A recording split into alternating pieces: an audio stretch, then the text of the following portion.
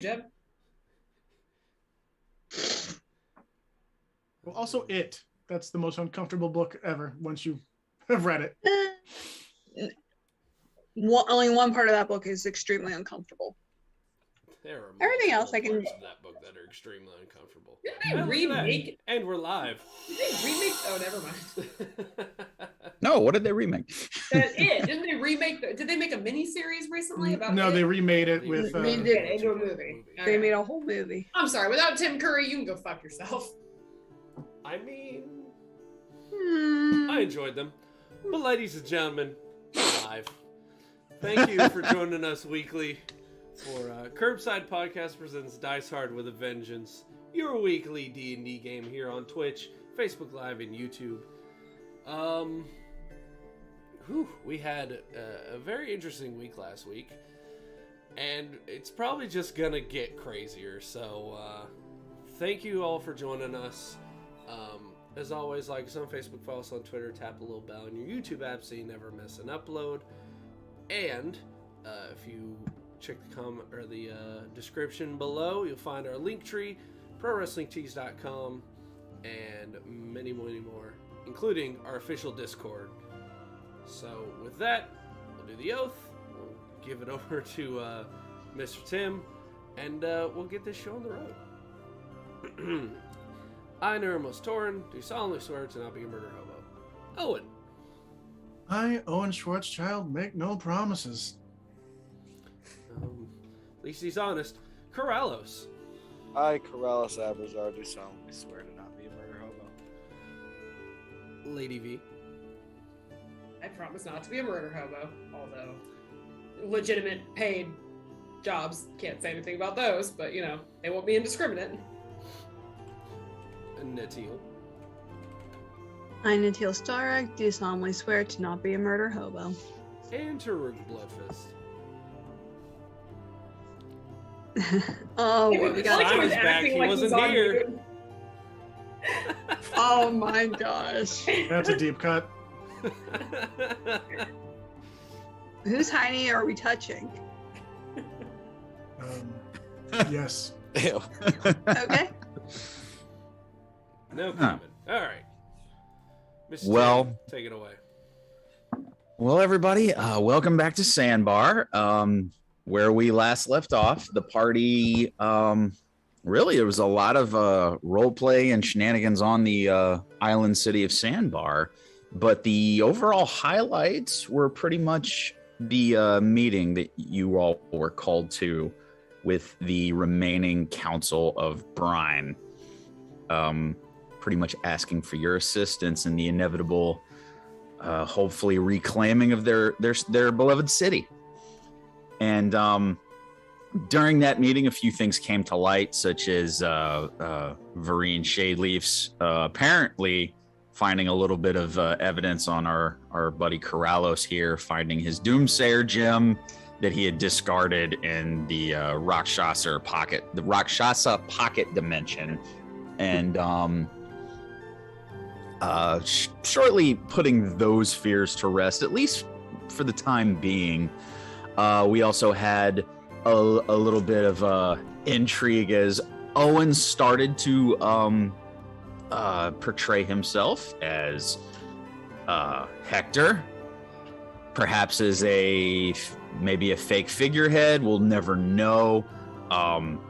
Hector cut across it and revealed himself to the Council of Brine, them now knowing that there is someone of a form of royal blood that perhaps a rallying point, a rallying cry could be called behind. We don't know. A little early to say. But at the end of the meeting, you all were invited to Philomena Bordeaux's wedding to Rel Kane. And you guys were told that you have 7 days to reach. It is a island destination wedding in the archipelago of the Islands of No Names. So you are aware of where you're going. You have not received the formal invitations yet, but that's all upcoming. So, and that's pretty much where we left off, was after the meeting, after that little bombshell. and I believe part of the party went to go drink at, I believe, Kroon's establishment. Yes. And Hector went off on his own. Taruk is still at the hotel in his room.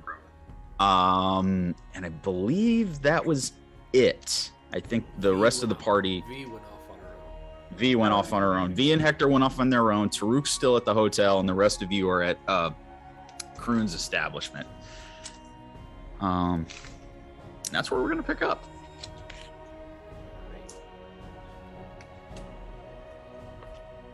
Just get the string right. EM is looking up his notes so he doesn't have to remember all the names of things.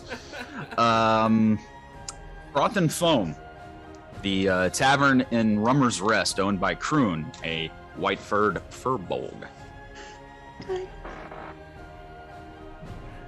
And we'll say at this point we are getting later into the night. You guys have been drinking up to this point, and that's where we'll pick up with you guys in the bar. So, who did not see that coming? Okay, just wanted to make sure I wasn't. Liars, put your hands up. Well, apparently not you, Owen. You keep telling me you're not a liar, so Eventually you'll believe me. Eventually I'll believe it, you know. Eventually being the key word, right, Torin? Exactly. So. Oh, go Go ahead, ahead. man. I'm sorry. No, go ahead, Torin. I'm sorry. So, Owen, I'm gonna address the dragon in the room here. There's a dragon in the room? Talking to yourself is unbecoming of a leader. Leader. I wouldn't use that word. I don't like that word. Anyway. Sure, there's a lot of words you wouldn't like to use. Sure, let's go with that. So I gotta ask out of my own curiosity, since we've been drinking heavily, copious amounts of alcohol, why do the assassin thingy? Like, is it for money? Is it for shits and giggles? Is it just because you like killing people? I mean, I like fighting because I'm tough. And because I'm not very smart. Kind of like Taruk. He likes fighting because he gets angry. So you enjoy hurting people because you are unintelligent and can survive being hurt. If you want to put it that way, sure. You're the one who put it that way. I enjoy fighting sometimes because it's thrilling. To answer your question, the long and short of it would be this.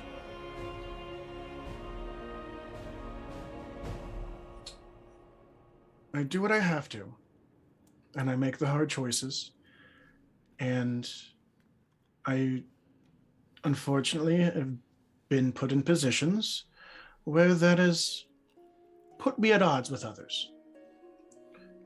And at the end of the day,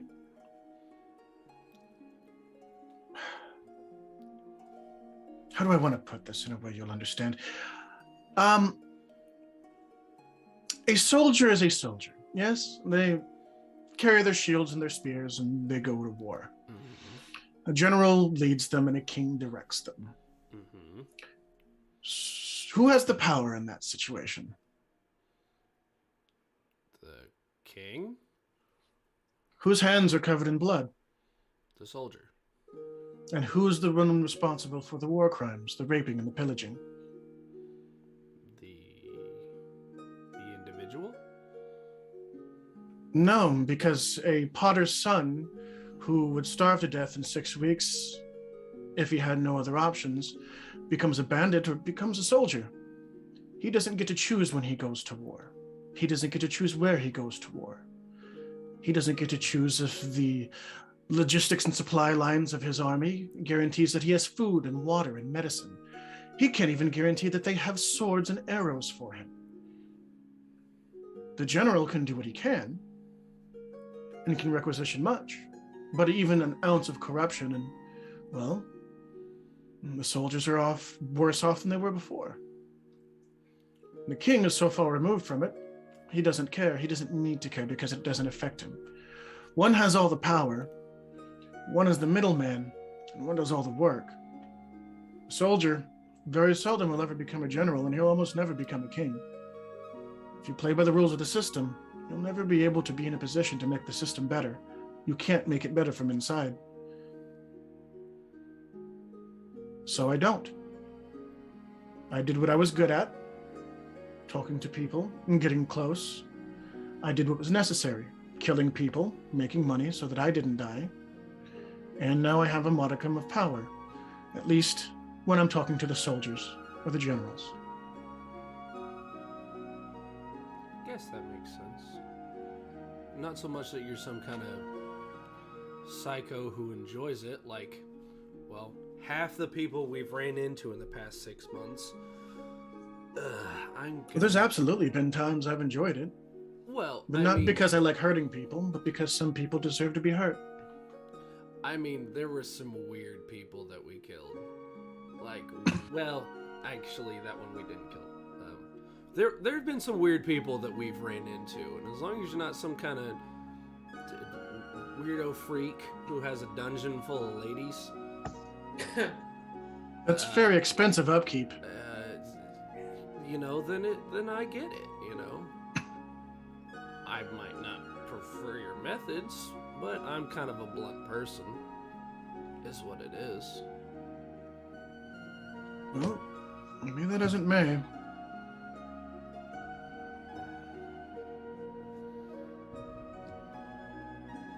But after pulling a very ballsy move in that council meeting, you're starting to grow on me. Well, somebody had to make a choice. Somebody had to do something. And if the people with the power are going to refuse to do it, then the people that can... Then the people that can who should. Keep getting wound up in these kind of predicaments are going to do it. Points at everyone sitting at the bar.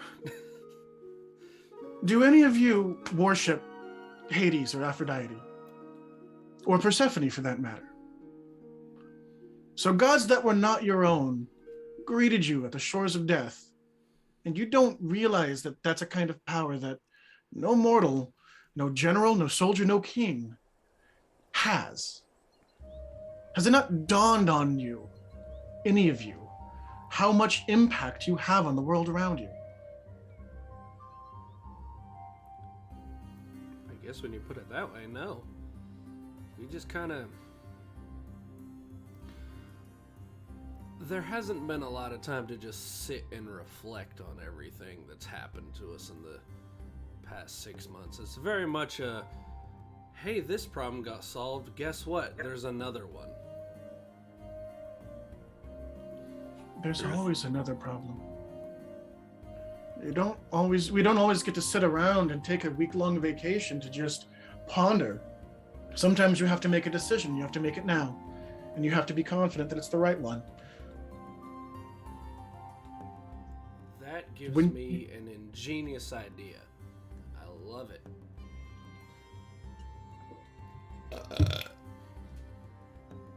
Could you at least cover your mouth, heathen? Was that the? It is a little bit of, his breath is one thing, but you add the little bit of acid onto it, and it's just his drunken breath's pretty. Yeah.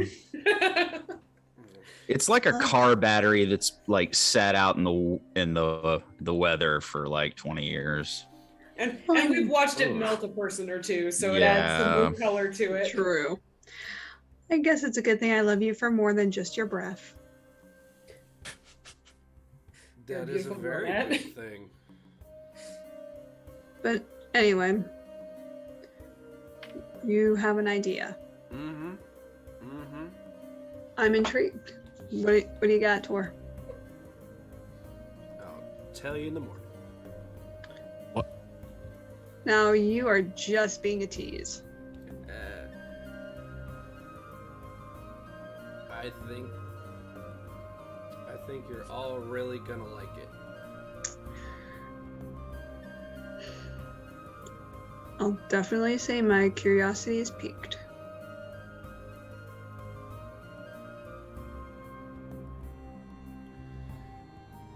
But with that, I think I am inebriated. I'm gonna go to bed. Well, do you want me to come and tuck you in? Yes. Attaboy. Liquid courage to the rescue. I was like in my head, I was like, say yes, say yes, say yes. You idiot. Lead the way. Yes. Lead the way, Tails. And Tora is going to first he's gonna do the I got this kind of move when getting up when drunk. Sure. And then stand up and try to stagger his way back to the hotel. Okay. Okay. Leaving Corrales? Corrales and Owen at the bar. Yeah. Yep. Did you also have a deep and thought-provoking question to ask? Or are you more partial to just letting the secrets silently hide there and really only divulging information directly asked for? We all have secrets. Who am I to pry?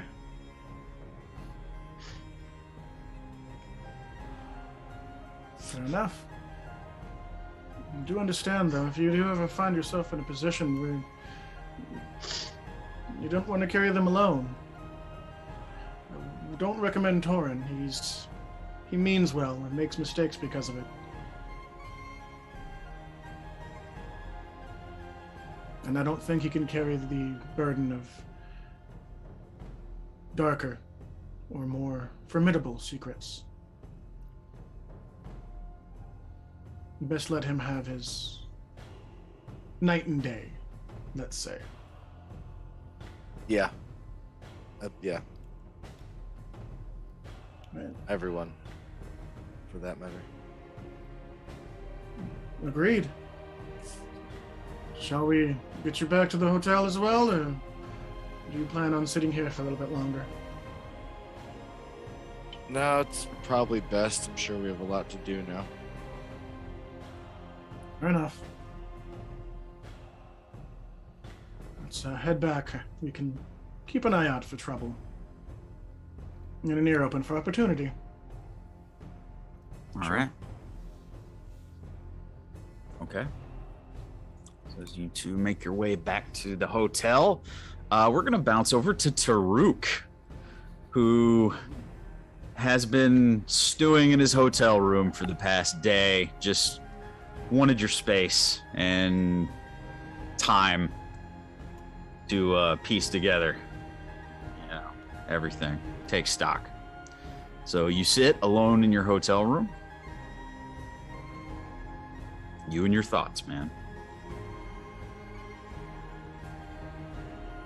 I cannot hear you, buddy.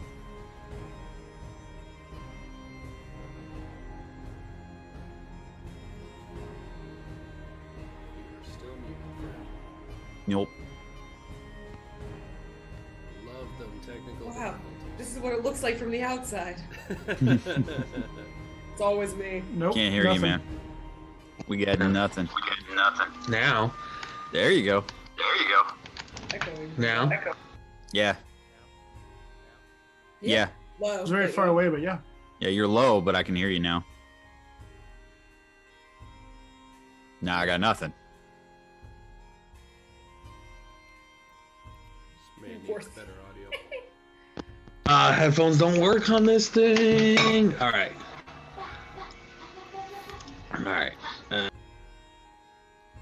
Muted You yourself just again. muted yourself. Yeah. All right. So that's better.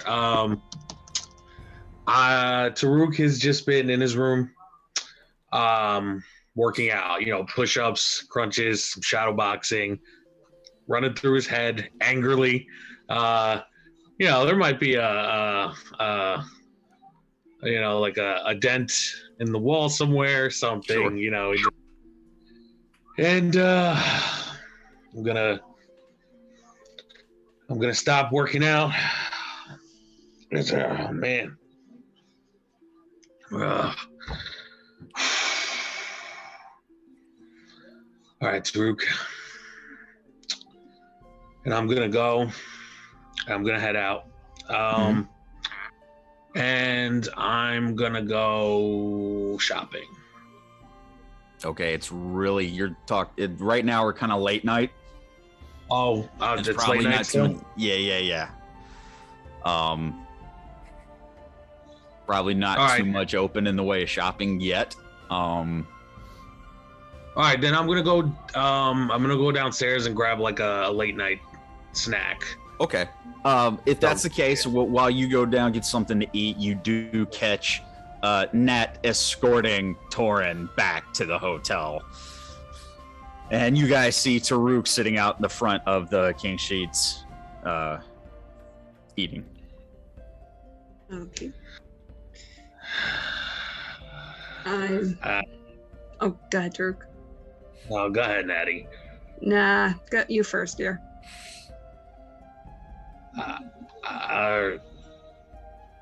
I'm not even going to ask about Torin.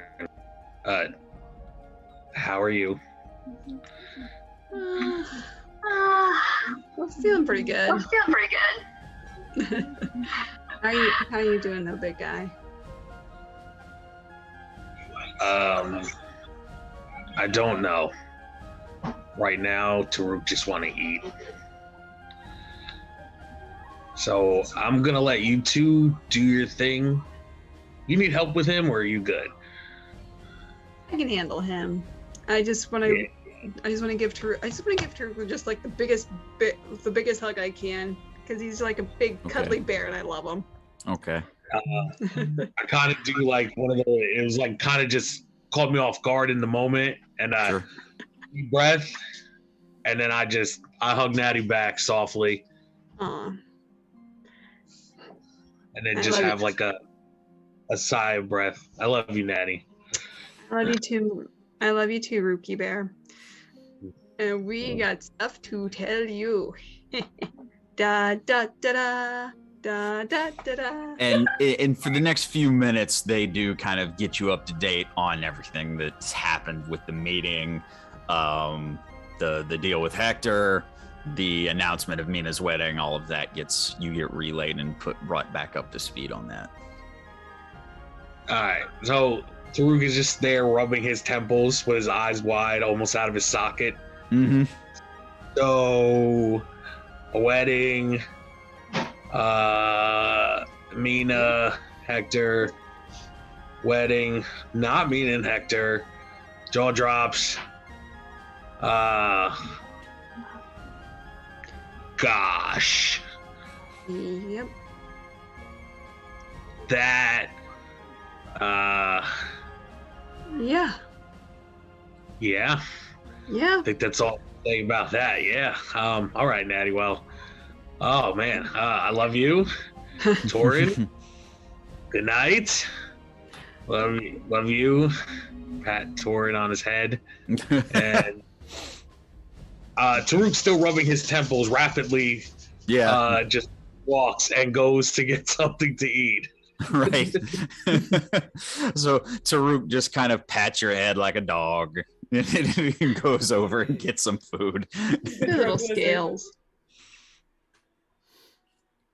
Soft dragon, warm. Not too long after that, Taruk, while you go back to your food, you are greeted by two more members of the party as Owen and Corrales make their way back to the hotel. Taruk, I'm bunking with you tonight.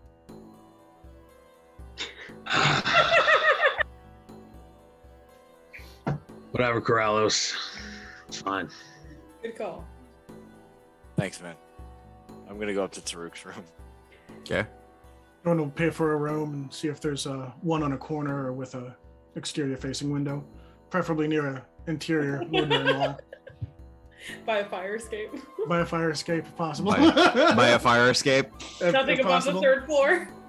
Nothing above the third floor, unless there's a building on that side that's 3 stories or less. We're sorry, there's no continental breakfast. The gym's closed after midnight.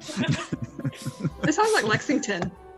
Try hard and believe in yourself. Any smaller room full of victims can be a gym. At least for cardio. Easy enough to do. Well, if that handles all of that, I'm gonna bounce it over to V. Yeah, so I went to the temple after leaving. Mm-hmm. I went to Aphrodite's temple. Okay. Late at night when no one's around. Mm-hmm. And yeah, I just kind of walk up in there, go to the main area, and just sort of sit down at that, like wherever her statue is, and I just kind of sit there and kind of slip my back against it and just kind of stare out the front of the temple and just kind of look up at her. Mm-hmm. Well, I made a little bit of a mess of things, but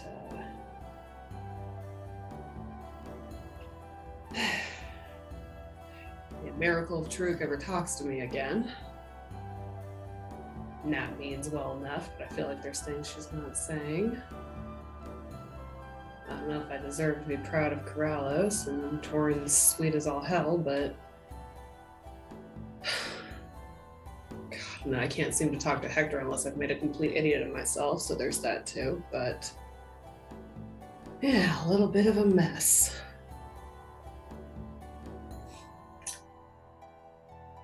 But you deserve, I owe you some gratitude. So I'm gonna take out the letter I took back from Hector and put it on her statue, down with all the other offerings and shit. And just kind of say it's not a love letter, but it's about the closest I've got. I'm not sorry for running or hating you, but you at least deserve a thank you. So, thank you. Roll a religion check.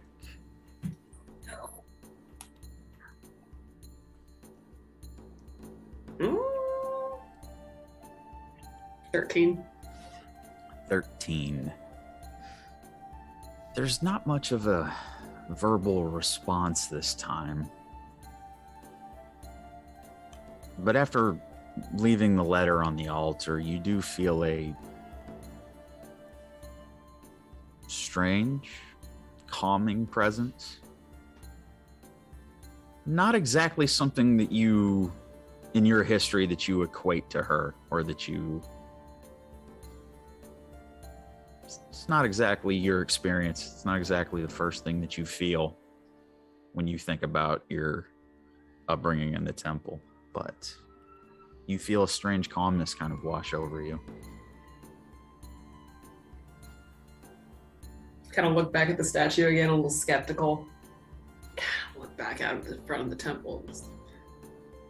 You're a much better listener than you used to be. Maybe I feel like you're actually listening this time. Is there anything, any instruments in all of her offerings, like any harps or flutes or anything? Roll investigation.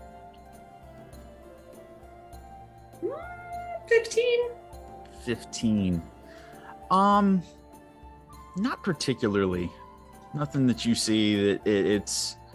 There's a couple, like very similar. There are a couple letters, parchment put down there. There's a few jewelry tokens left. Nothing in the way of musical instruments per se. Okay, then I'm gonna sing her a song.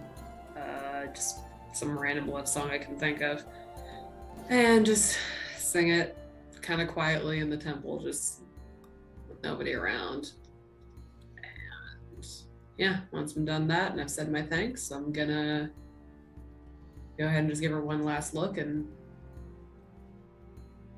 kind of leave and head back to the Bloody Mary, I guess. Okay.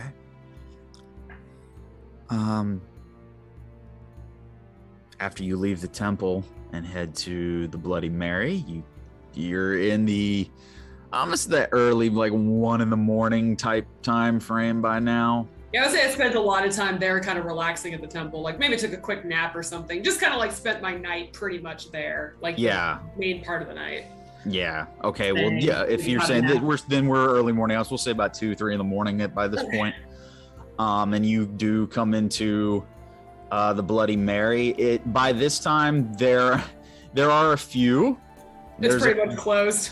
It's pretty much closed. There are a few that closed it down, and a few passed out on tables and everything.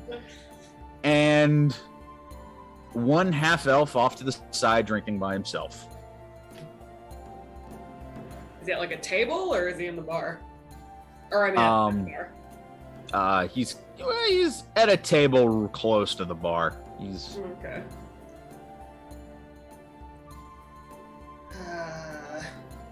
Guessing Taven's there. Yeah, Taven's at the bar cleaning up. Is there like a dartboard, like a dagger throwing spot, like a dive bar dartboard style thing? Yes. All right. Yeah, once I've kind of snuck into the bar, kind of doing my normal stealth routine to get to the bar, and then once I'm in, I kind of give it a good look around, and then I kind of stop being stealthy when I come in. I don't know if Hector noticed me or not. No. It's early in the morning. He didn't notice a darn thing. I'm gonna grab some of the daggers or whatever that are at the like dart area, and I'm just like annoyingly. If Taven noticed me, I'll give him a nod. And if he didn't, I'll just kind of come in and do my own thing. Taven noticed you. He kind of nods, and he kind of looks at you and looks at him. And Hector's kind of just looking at the bottom of his glass, and he's like, yeah,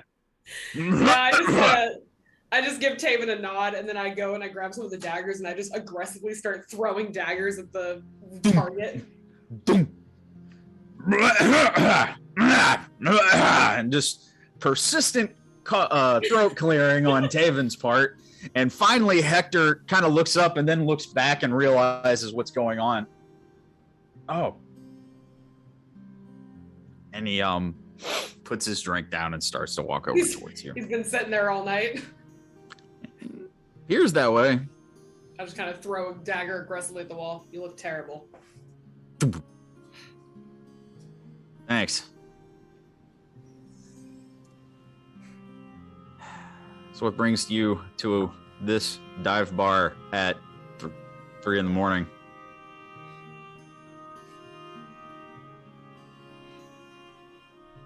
I stay in the storage room. Just keep throwing daggers. Aggressively. Oh. Yeah. Sorry, I just wanted some air. So you went to one of the shittiest dive bars in Sandbar? Yeah. Well, you know what I mean.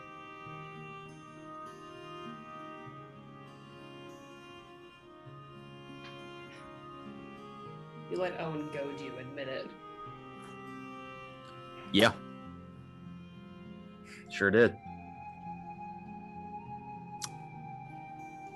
You know, the stupid part is if we would have talked about it beforehand, I really wouldn't have cared.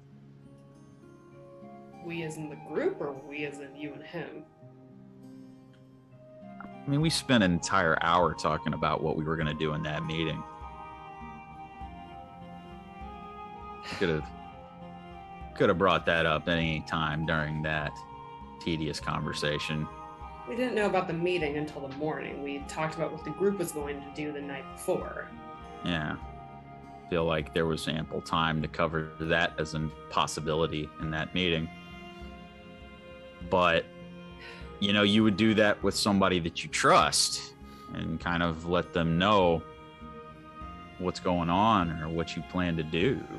And when you don't, you make a decision on the fly like that. Well, I can't trust your intention. So that's why I stepped forward. And yes, I got goaded. Sure did. It was 100% pride. I didn't say it was pride. Was it No. pride? No, I did. Pride's a waste of time. Throw another dagger at the wall. Spent my entire life being underestimated. Pride gets you killed. People thinking you have no pride gives you an edge. But I guess I can't fault you for having pride. Yeah.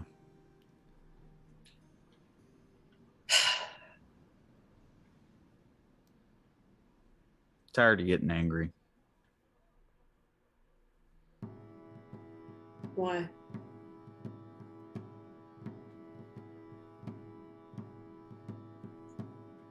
Been angry a lot. Not necessarily with you guys, but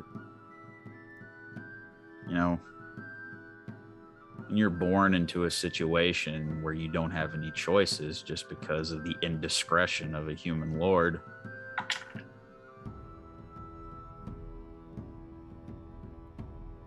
Yes. Yeah. Choice becomes really important to me.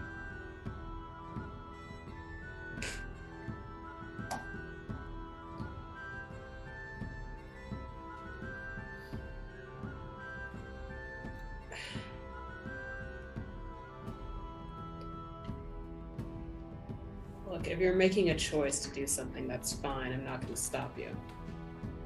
But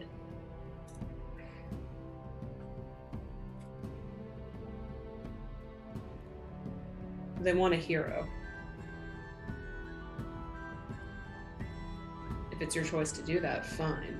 But if it's not, well, you know what happens to heroes? They die. Or worse.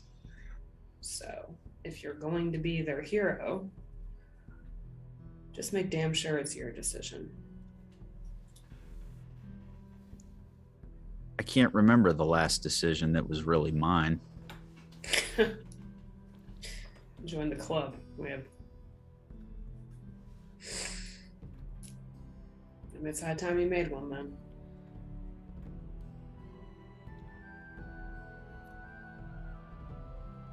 Maybe it is.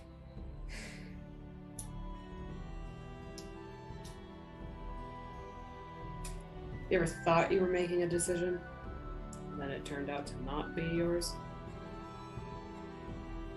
Yes. Is that normal for people? Or just people like us?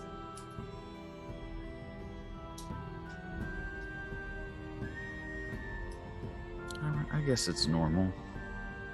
I think everybody deals with it differently. I guess some people either, there's the only thing you can do. You can either lean into it or fight against it.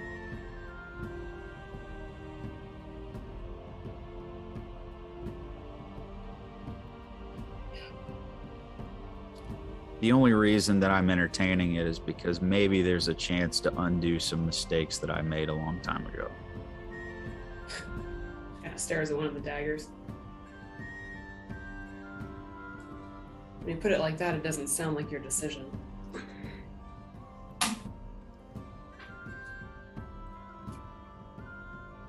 No. You know the difference between guilt and remorse? What's that? I don't know. I know there's a difference. You seem remorseful to me. Which is good. It means you're willing to make some decent decisions. And Just some make- of these. Oh, sorry. Go ahead. Just make sure they're good ones.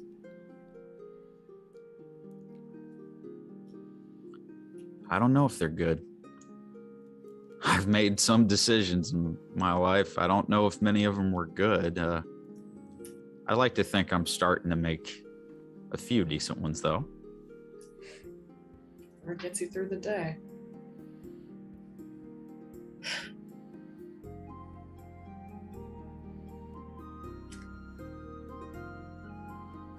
I could have handled Vereen, you know. Could have thrown another dagger at the wall. I know. But it was nice of Owen to do it.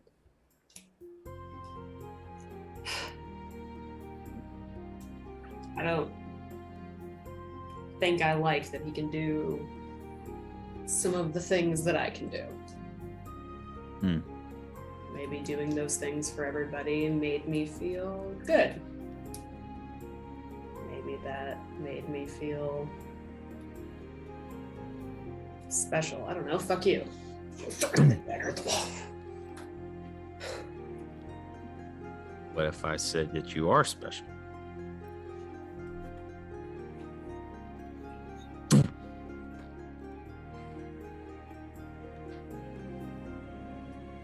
I don't care what decisions you make. Just make sure they're yours, all right? Maybe I have a little bit of a hang up about choices too. And I've been maybe putting some shit on you that you didn't deserve about choices and decisions. And if you're a people now, just make sure you're making your own. That's all I'm asking.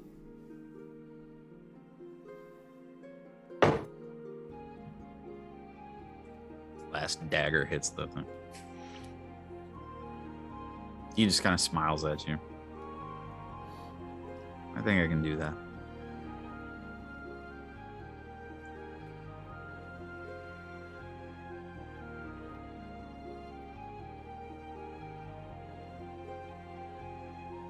He hasn't earned it, but I'm going to give him a chance. One? Yeah.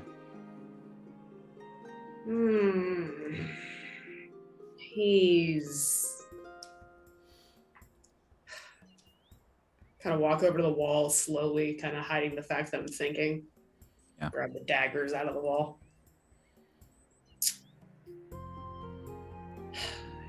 He's idealistic.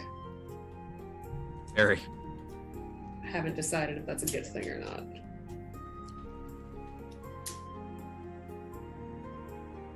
In my experience, it's not, but everybody's different. I suppose.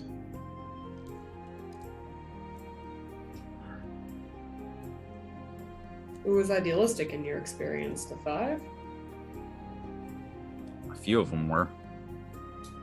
Guess you'd have to be. Sapphire was. She was. Which one was she? She was a halfling. She was a druid. She was. She had a good heart. Meant well. Kind of reminds me of Torin at times, but she's a little smarter. I think Torin's smarter than we give him credit for. There's a difference between smart and tactful. He's not tactful at all. He's about as tactful as a blunt rock, but he's smart in his own way. That's fair.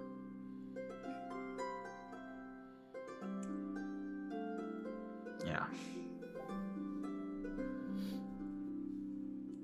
Did you only travel with them because your brother told you to? No, it wasn't his decision. He wanted me to stay.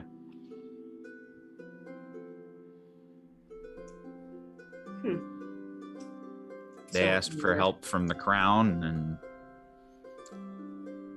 reluctantly he sent me.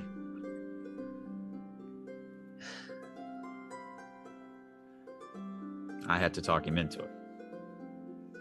Well, it wasn't until the end that I realized what was going on. Went back to help him. And things went to hell after that.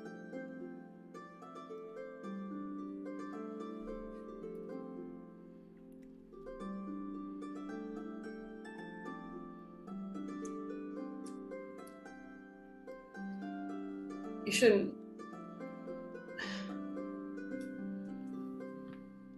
feel guilty about anything. You're trying to, I don't know, it sounds like you were trying to do something. It's not your fault it didn't work out. Sometimes I feel guilty about that. I think the other part of me is also the deity I serve, my people. Very isolationist way of life. And so that's what you're guilty about. Yeah. I am aware of what the tactful thing to do is and what the right thing to do is in most situations. Usually I feel guilty because I know that that's the right thing to do, but I don't agree or feel that way.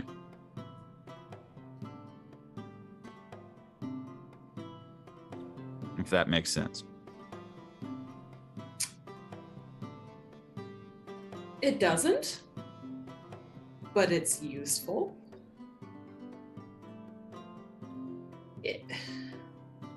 I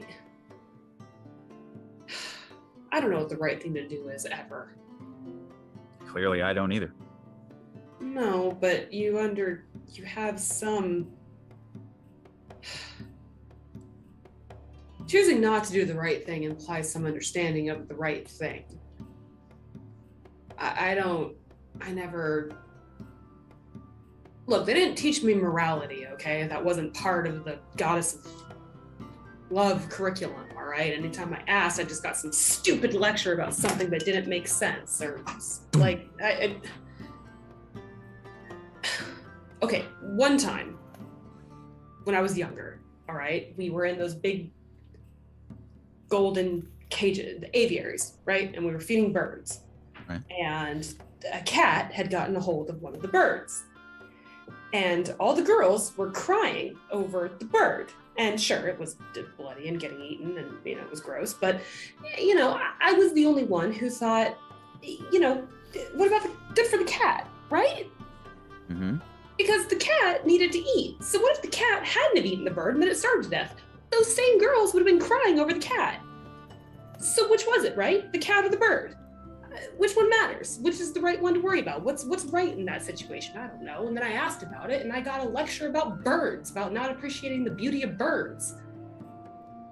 And then I had to sketch them for 2 months straight. So I don't know. I clearly didn't learn the moral lesson on that one. But if you ever need a sketch of a bullfinch, I'm your gal. Throw another dagger at the wall. Morality's not my strong suit. Knowing what is and isn't right is not my strong suit. It's a little hazy for me too.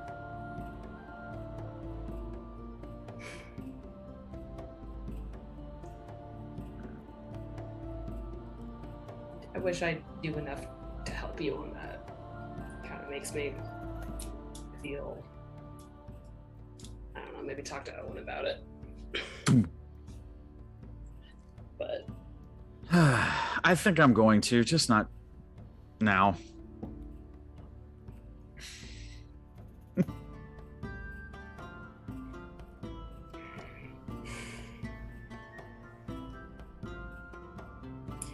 End of the day, I don't really care about the cat or the bird or the moral thing or the right thing. I care about the effective thing.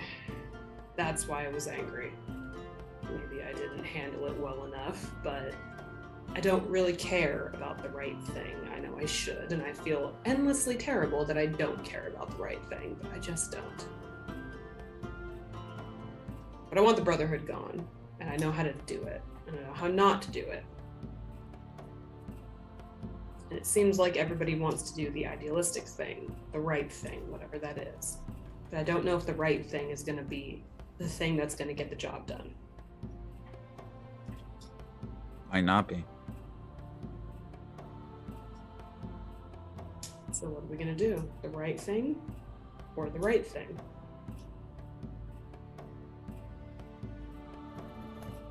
with the bird. Doesn't make a lot of sense, does it?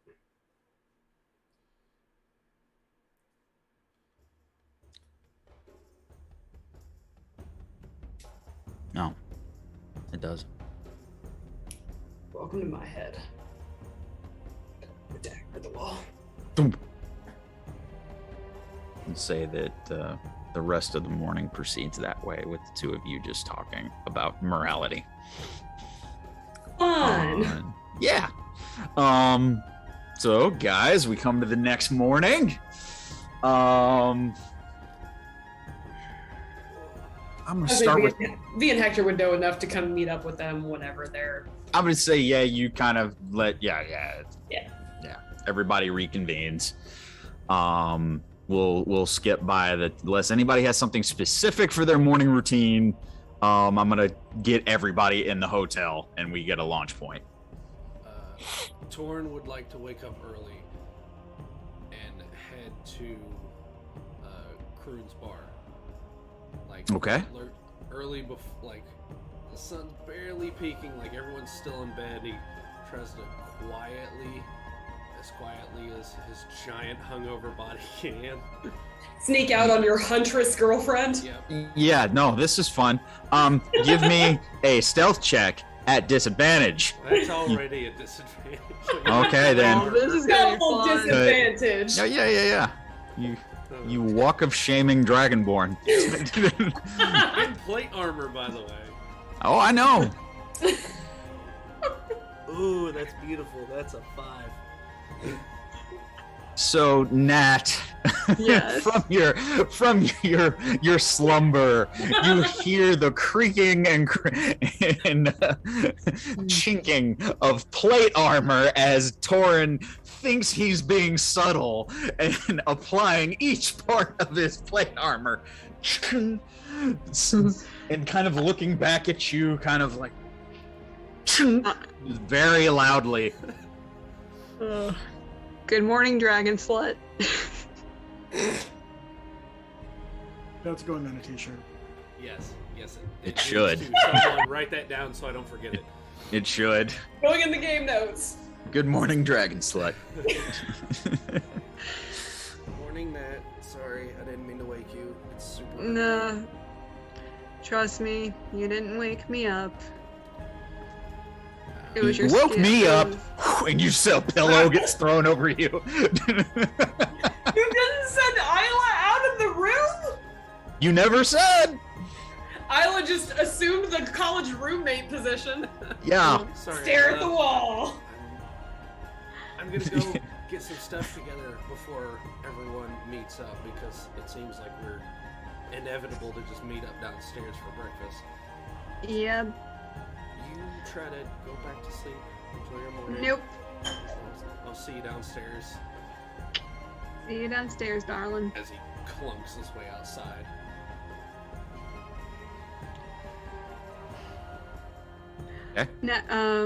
We weren't too loud, were we, Isla? I'm sorry, I don't know what you're talking about. You're the best, sis. Shut up. Yeah, yeah. Through gritted teeth. Hey, you're not dead anymore, bitch. Be happy. That was great. Couple lovely moments between sisters as you, Torin, make your way to Froth and Foam at the crack of dawn. You find Kroon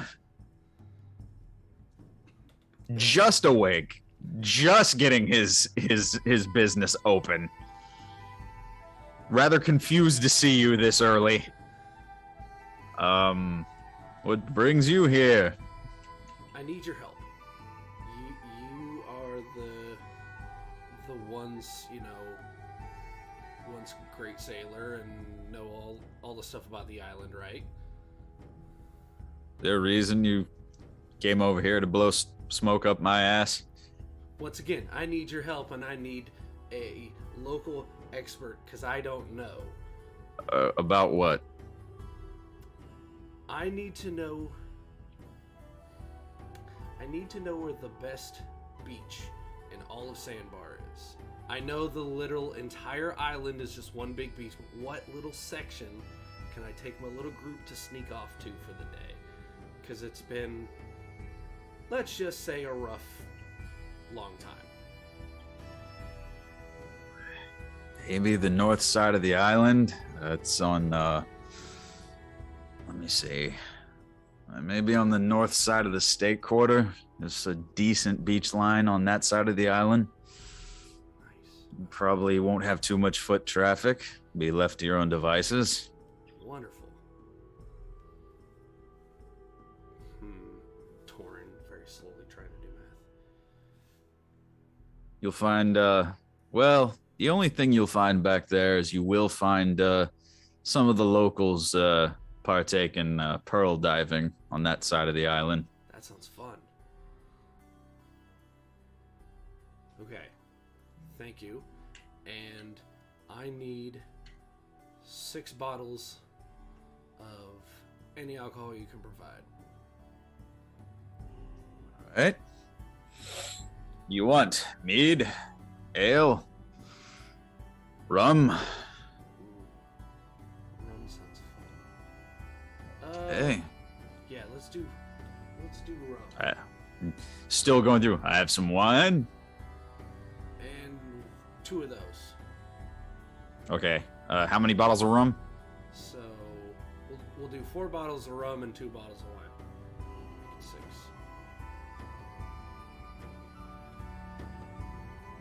Da, da, da, da, da.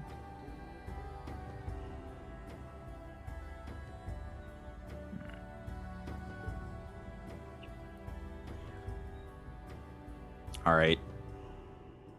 For the rum, it's 6 gold for the. Oh, you know, you said 4 bottles, so 4 gold for the 4 bottles. Okay.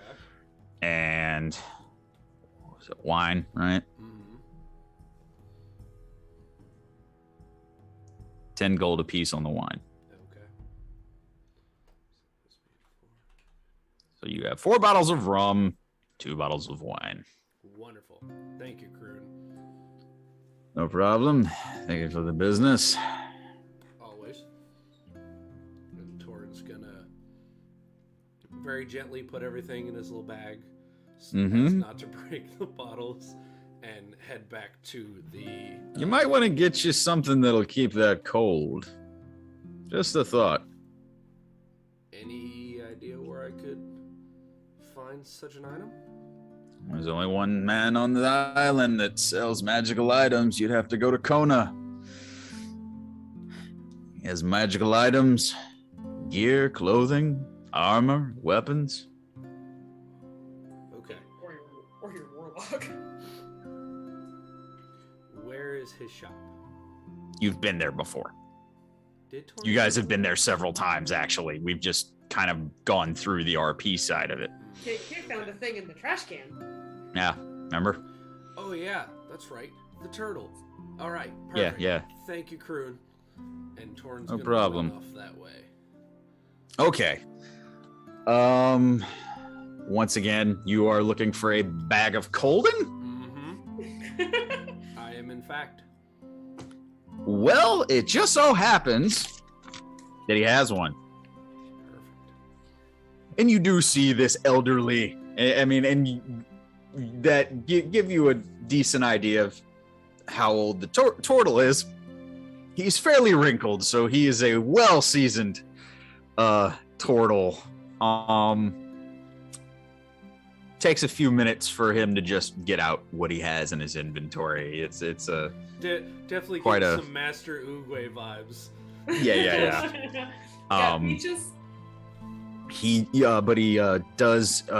If I can interest you, there's a bag of holding I have here for 500 gold, and a bag of colding for 250, and that will keep anything that you put in it cold.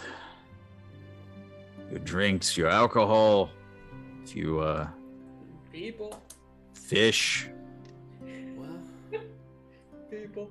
it could come in handy. Nat likes to take monster parts.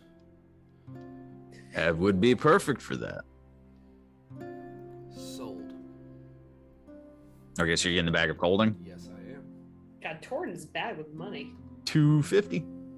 Mark it off. Okay. It's the same.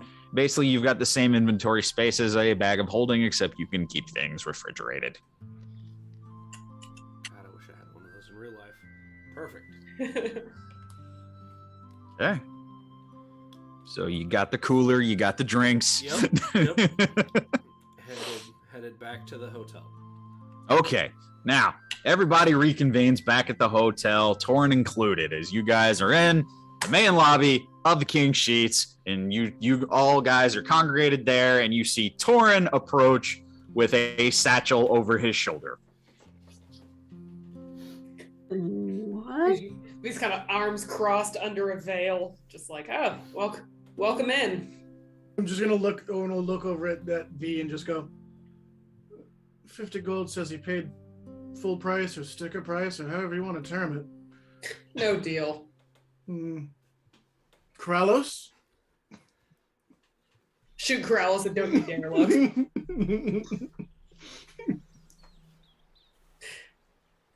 Oh, he bought tourist prices, bro. He's just like, I'm not a sucker. No deal. Yeah. Do I look like a sucker to you, Owen? Eat shit. Torrin, did you by chance haggle that a few times? Sure. He's gonna put There's no point. There's no point. It's like kicking a tin can. You want to roll a deception check on that, or we just assume Owen that knows is you're as lying? Much effort he's putting in it. He goes, yeah, sure. Sure. Yeah. Are we having wine for breakfast? I had an idea last night. Were you sober for this idea? No. Ah. We have all gone through an enormous amount of shit for the past, we'll call it 4 months. All 4 months this time. And the last time we had any kind of break or any kind of day to enjoy ourselves, we ended up fighting a demon, and then we went to a party that was crashed by thieves. So, I think we're about due for a day off. So today, with some help from the local folk, we are gonna have a day at the beach. What? Really? A day at the beach. It's when everyone goes to the beach and just doesn't think about, the impending doom of everything that's been going on around us. Because there's a lot.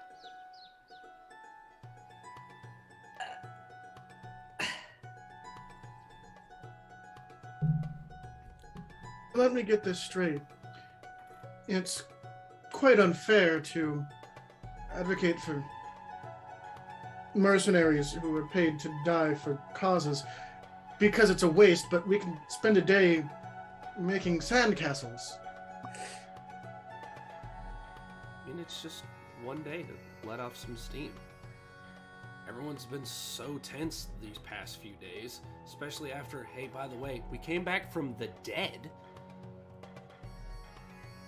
Can we at least make sure we have a way off the island before we take a break? And perhaps some provisions, weapons, healing potions, Oh, don't worry, we anything have else we can pie. get.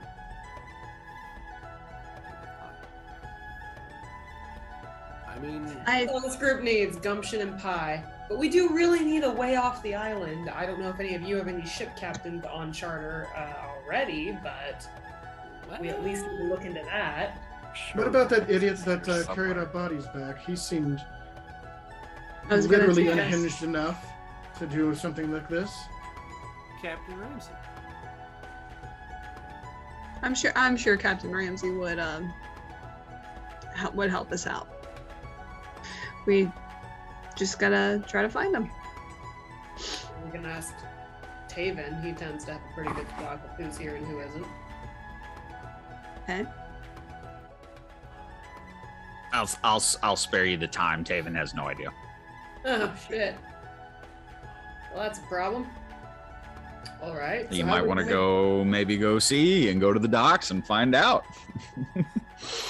Yeah, I think we at least need to make sure we have a way off the island. And then if we have some spare time, we can go to the beach. I'll make you a deal, Torin. You do the best that you can to help us with the logistics, let's say. And he gestures to V. Munitions, potions, weapons and armor, securing a ride to the place we apparently need to go. And after all is said and done, you can go and have your day off. I'll even chill the alcohol for everyone. Does that sound like a good idea? Does that sound like a fair trade to you? Sounds like a plan. All right. So I need to make a stop. And then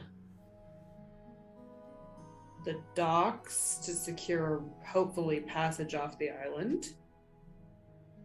I recommend we be very, very careful in that regard. The last time I secured a ride off the island, it didn't end well, so we should be very cautious. Well, hopefully Captain Ramsey is here somewhere on this island. And if he is, I mean, we could have waken up literally anywhere else. We woke up in Sandbar like he told us he would make sure that we ended up in. Oh, I don't doubt the man's capabilities. I'm just hoping he's here if that's who you trust. No, I'm saying that he is the one that we trust. I don't know if he's here. Fingers crossed. Hopefully he's here. Who else needs to go shopping? I do have some items I need replaced. I did my shopping previous, but if you need some company, V, I'll go with you. Oh no, I can make my stops on my own. It's a couple of them are a little bit discretionary. Of course. Well, I can accompany you. Keep you safe. Oh, I think I can manage. But I appreciate it. I need to go see a turtle about a shell. Weapons on the island. Is that the turtle as well, or was that just armor? Yeah. Oh, That's gosh him. darn it. Well, all right. I need to see the turtle too. Like we're going to the turtle. Well, all right. I can make a different stop later. That can work. All right. Is that where the party's going? Yeah. Guess we're gonna visit Mr. Turtle. Sounds like we'll all go as one big happy family, and then we'll go to the docks together. All right. Just because I don't want to take the 45 minutes it would take, does anybody need the +1 studded leather? Everybody that can wear armor is wearing the best armor that they can right now. Mm-hmm. Yeah. Okay.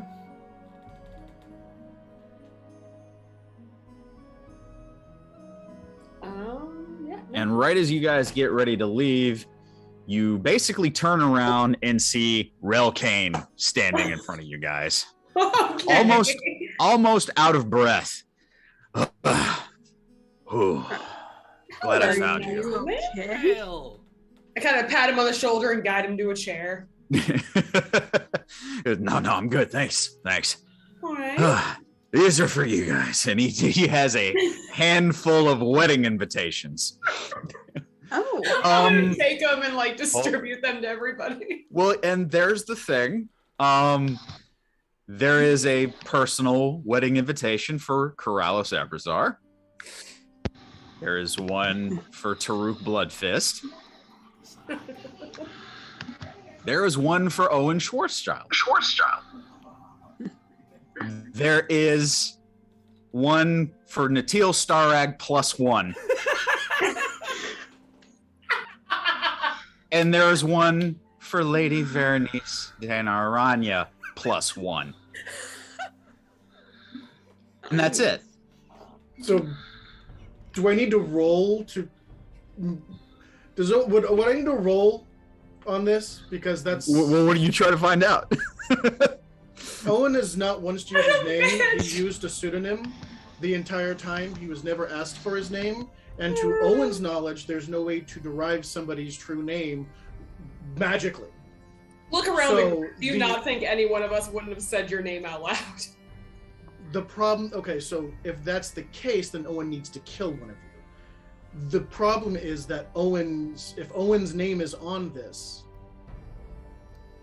there is no reason why Owen's name should be on this. It should say Sam or something. It should not say Owen. And if it says Owen, he's immediately starting to think that one of the parties involved might be a particular person of interest for him and V. So you're spiraling into a paranoia tornado. Yeah, it's literally just your character name. Like it's.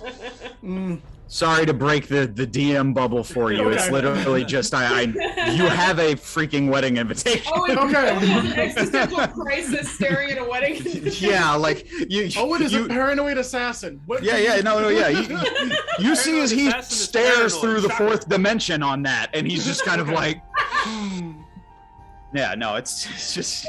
Okay, thank you. Like, That this is makes it a lot easier. horrifying. Thank you. I've never been invited to a wedding. Yes, but there is no invite for Torin, and there is no invite for Hector.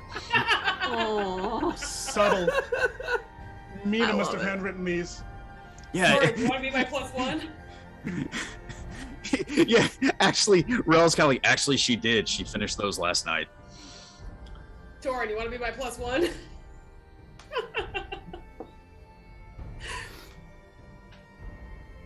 You can. I'm pretty sure mine. I'm pretty sure I'm supposed to be Nat's +1. Crisis averted, I look at Hector. I'm Well, I also- guess that leaves one option. I'm also, No, you know, but I do have an invitation. You want me to go get Belden? I give Hector a pound of back. No, you'll do.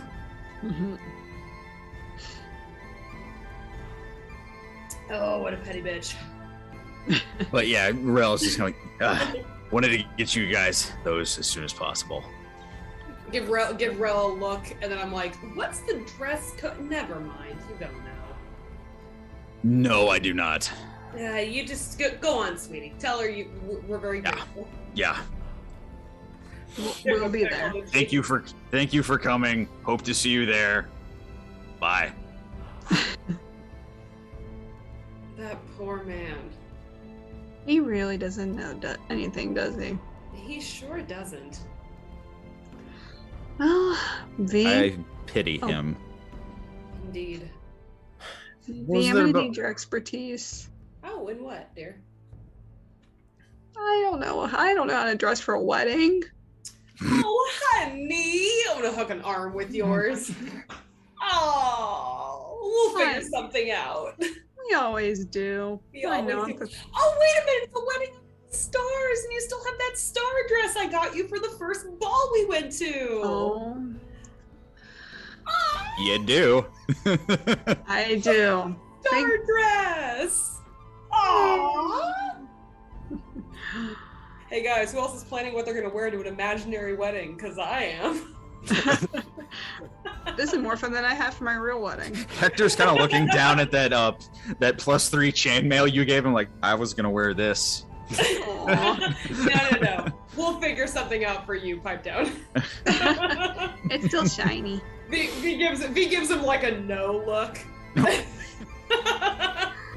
All right. Well, You're not showing up as my +1 in chainmail. No. well, with all that being said, I guess we probably should. Yeah. Do the shopping. You know what? Just for the sake of expediency, if you're okay with this, I just need to go to the bait shop to get a new poisoner's kit. That's all. We don't have to RP it. I just need a poisoner's kit. That's easy enough to do. Awesome. I need to go get some fish. No problem. Give me a moment, because that's literally the one thing I didn't price ahead of time. I've been busted for a Sheesh. minute. You should have known I was going to be after one of those. I forgot. All right. I should have reminded you. I'm sorry. That's my No, fault. you're fine. It's 50 gold. Awesome. Cool. Go to the bait shop. Get my poisoner's kit. Easy enough. Do you want to go through the RP stuff, or do you guys just want to do like, real quick, drive-through shopping at Kona's? Quick works for me. Does he have those special knives I want, or do I have to request those? Remind me what knives you're talking about. I was hoping for the kind of like punch dagger scissor knives. Yeah. Sorry. Yes. One moment. V doesn't have to hide right now, so she can get genuine weapons for once. So she's kind of excited and is looking for something special. Vajra daggers? Chris Naga? Katars. Katars. Yeah, Katars. Rambit? No, I could not get the name. One moment, and I will get you Katars priced. V has a fun moment where she's like, well, I've never been able to carry weapons because that's a dead giveaway, but now that I'm sort of living on the fray, I can carry that's whatever easy. I want. Yeah, basic one, it's just 4 gold. Really? Yep. Hell yeah. I'll buy 2. Yeah. If nobody else needs anything, Owen's going to... He needs a rapier. At minimum, he needs a rapier, a cloak, maybe a ring, just things that'll help with survivability. Any periaps for health or resilience. And then most importantly, he needs a weapon. He needs a rapier. And then he will haggle if he can get the price down a little bit on those sorts of things. One moment. V doesn't haggle, but she could, which means that paying full price is a power move. And she just doesn't care about money. Go ahead and roll me a D10, Owen. All right, D10. That is the 10. That is a 10? No. Sorry, I had to make sure I had the right. Oh, sorry. It is a 3. It is a 3. Yes. It is what you find. What he has in stock is a garnet ring, which is a ring of fire resistance. Okay. You're one fire resistant motherfucker. As it comes to rapiers, he has a +1 rapier in stock. Let me see. Just give me a basic investigation roll. Okay. Oh, that is not good. That is I think that's a 3 total. I got 2 plus. Yep. +1 rapier is the best that he's got in stock. Oh, sorry. No, that's a 5. It doesn't really matter, but it is a +5, so it's a 7. That's a 7 total. A 7? Still a +1 Still a rapier. +1 rapier. Yeah. Wait a minute, did you say 7? Still wasn't All right. right. But you find the ring of fire resistance, +1 rapier, and what else were you looking for over there? Cloak. I'm looking for anything that's either protective or defensive.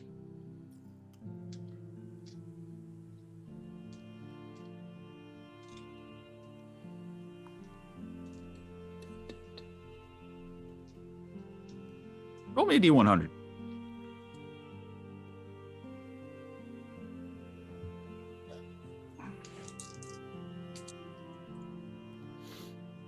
$84. You find 1 cloak of protection. He has marked at 800 gold. All right. And how much is the ring? What I told you 5 minutes ago. Let me look it up. Resistance ring. Yeah. Fire resistance ring. Oh, yeah, that's up there. 6,000. Jesus. Jesus. Okay, and then the rapier. That much simpler on that one.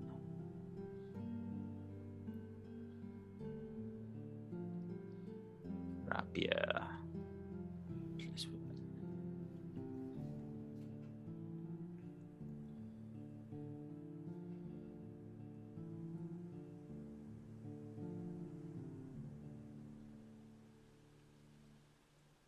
2,000.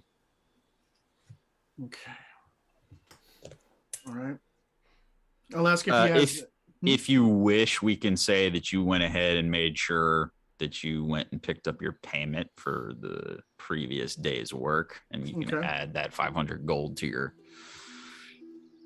your stash. Okay. So I don't have a huge bankroll. So since he's selling all this stuff, I will offer to trade the +1 scimitar. Mm-hmm. I guess I can hold on to the dagger just in case. Not that it really does anything for me either way. I'll trade the armor and the scimitar and the dagger and see what kind of balance I'm looking at with that compared to the rapier and cloak. So you wanted all of that, right? So the rapier. We're doing D&D math, folks. Okay, bear with us. It'll be a total of 8,800 on what I want. 8,800 total. Yes, and minus whatever I can get for this items. Right, and now I'm about to see what we can knock off with the. I'm going to say that that's going to wash out because it's a +1 scimitar. So we can take that. That's 600. And you're giving him what else besides the scimitar? The +1 armor, the +1 studded leather armor. Studded leather.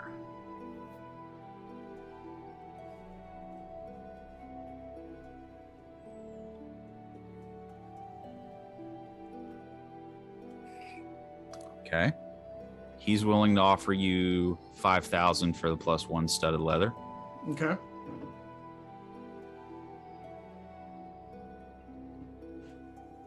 That brings your total down to 1,800 right now. Okay, so I have a grand total of. So basically, he's offering me a grand total of $7,000 for all of the items I'm trading. Out of the 88 leaves me 1,800. Yes. Okay. I will offer to make up the difference with $1,000 in Arcanium, or 1,000 gold of Arcanium. Mm-hmm. And I would posit that since he's of a magical sort, if he perhaps knows of somebody that can work with the stuff, I'll also buy. I will for all of the items and 1,000 in Arcanium. I will. I'll give him that in exchange for the 3 items I wanted and information on somebody that can work with Arcanium as a weaponsmith. Roll a persuasion check. Okay. Come on, something good. It's an 18 plus 11 is a 29. Yeah, it's pretty good. First of all, he's more than willing to make that deal. Readily agrees to it and says that it would take someone more skilled than him to work with Arcanium and not, if you want to say, lose some in the refining process. Blow their hands off. Yeah. It's like uranium. So you want a master crafter. Okay. You don't really have a master crafter on Sandbar. All right. Well, he's more than willing to admit I'm good, but I'm not that good. How good is he? Just over a journeyman. Just over a journeyman. All right. Well, I already have some of the cloak of protection. Almost an expert. Almost an expert. All right. Okay. Well, if I get any brilliant ideas, I'll be back, I guess. Don't want to eat up too much time. Okay. Who else had stuff that they wanted to buy from this guy? No one on the island's gonna have like I'm not gonna find any sharp hair combs, right? I'm probably just gonna have to buy regular daggers. Yeah. All right, then yeah, I'll look for some just general throwing daggers. Okay. Throwing daggers. Taruk, were you interested in potions? I have your potions priced. He shows you an entire crate full of potions. He has 3 climbing potions that are marked as 75 gold. 3 water breathing potions marked at 100 gold. 1 speed potion for 400 gold and 2 growth potions at 270. All right. Can you hear me on this? Yep. Better? Okay. Yeah. I fixed it. Sweetness.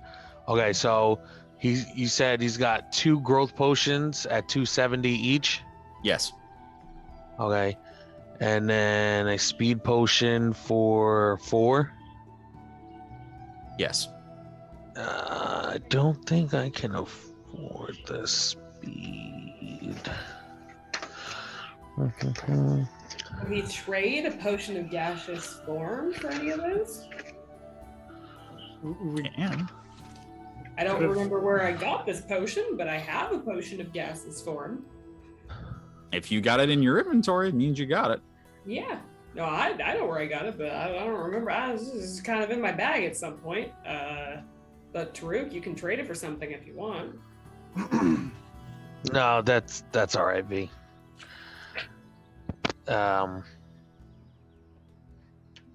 Okay, so you said the climbing were 75, right? Yeah, he's got 3 climbing potions at 75 gold a pop, Okay. and 3 water breathing potions at 100 gold a pop. Oh my God. Okay. Hold on. Taruk needs to do math.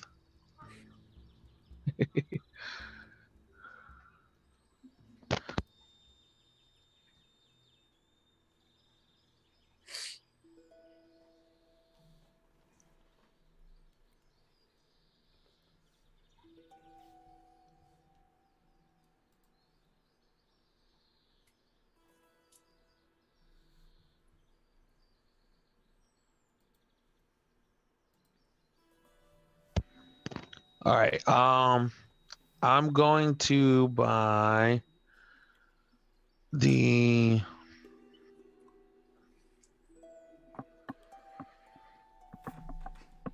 I only have the 5. Don't have enough for 4 of them. All right. I'm gonna buy 1 growth potion. Okay. And so that's 270. Yep. And then all right, and then I'll buy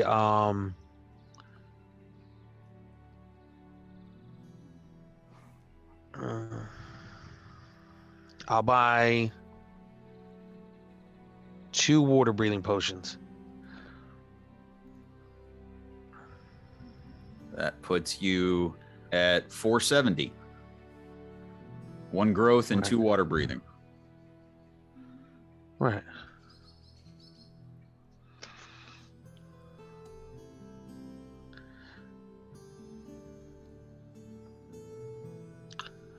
All right, that's cool.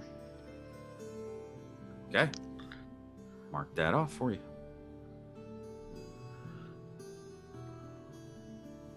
Can no one grab a underwater breathing and a climbing for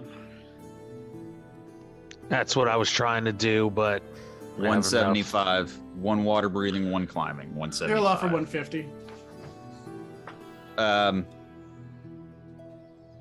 Yeah, with your roll from earlier, 150. Done. Okay, thank you. Trying to.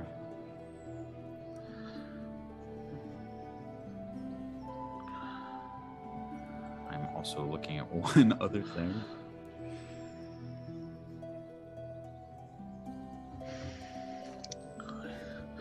Oh, Tim, sorry. Yeah. Can I sell that breastplate You that can. I got? You can. Yeah. It's a +3 breastplate. Yeah. I'll try to make some of that back. I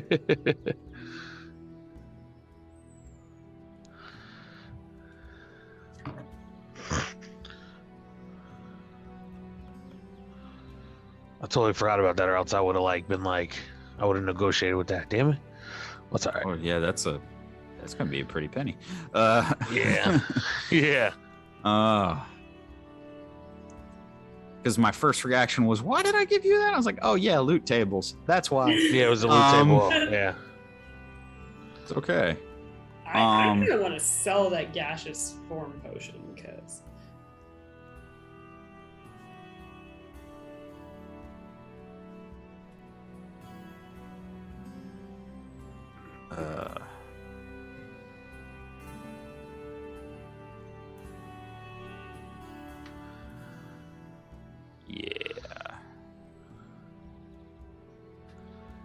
He offers you 1,800 gold for the +3 breastplate.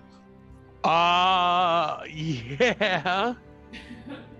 Okay, and then can you just tell him to take off the top, the rest for the rest of the potions, the rest, all 3 of the climbing, and the next, and the 1 water.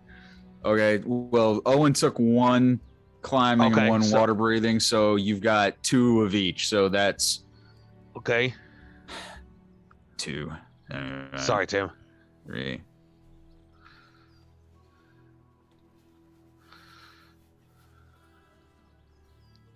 Doing math. It's all D&D is, folks.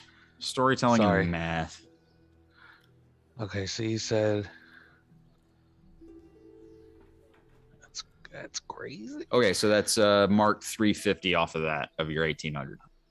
Okay. Is that all you wanted? Okay, now you said it was 350, right? Yeah. Okay. What was left? The speed potion you said, You got the right? speed For 400? potion, which is 400, and he's got health potions there. Okay. All right. Out the table talk. How many health potions do we have? Party. I have a potion of supreme healing. I have 0. Hold on, I'm looking. So I think I bought. Yeah, But I don't remember how many. that's what I'm looking into seeing right now. My laptop's just hate this thing. I think she bought. Okay. I think I have a total of, oh my god, get out of here. I have 1 basic and 1 greater. So I think I got 2. That's easy enough. Okay, so you've got 2 potions, George Supreme. Kirby, Torin doesn't have any? Nope. Okay, V. Does anybody know V has any? I don't think so, right? What do you need me to have? Health potions. V, do you have any health potions?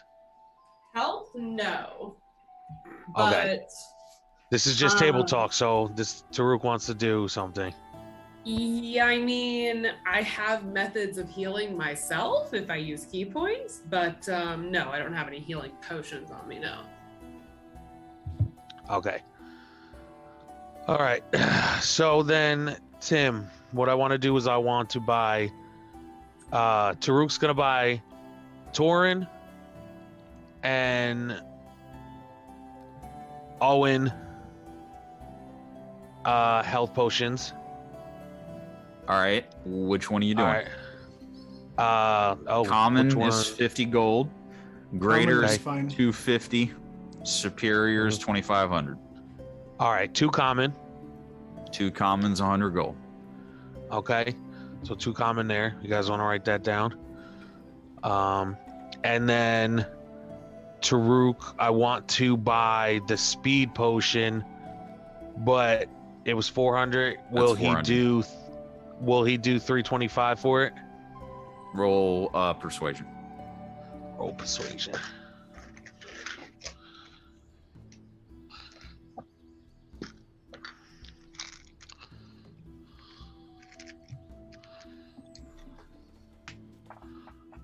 Okay. That is a persuasion. Oh, +1. Dirty 20. Dirty 20. Nice. Yes, he takes that. Cool. Takes Okay. that deal.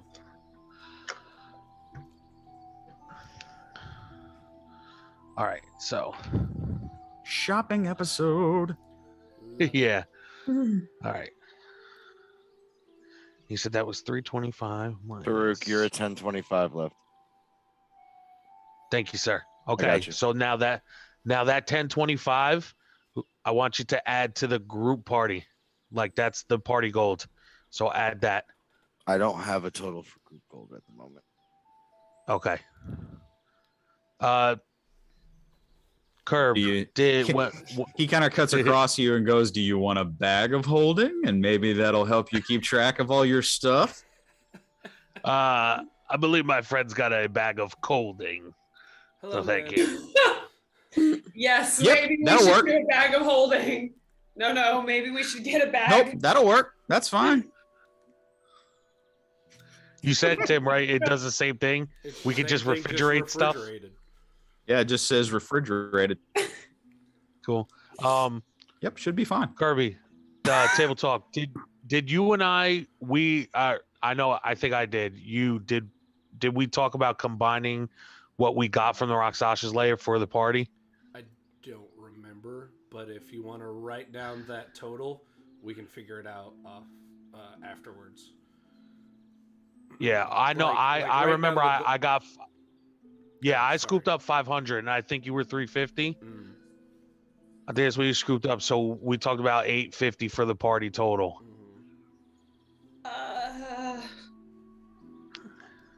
Yeah. All right. Yeah. We can figure it out. But all right, so V will literally hand over Yeah. a potion of gaseous form. She's like, I don't remember where I got this, but I have it. You can have it now. It's not going to do me any good.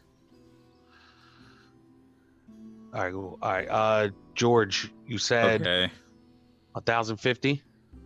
1025. 1025. Okay, so that's what I'm adding for the party gold. 1025.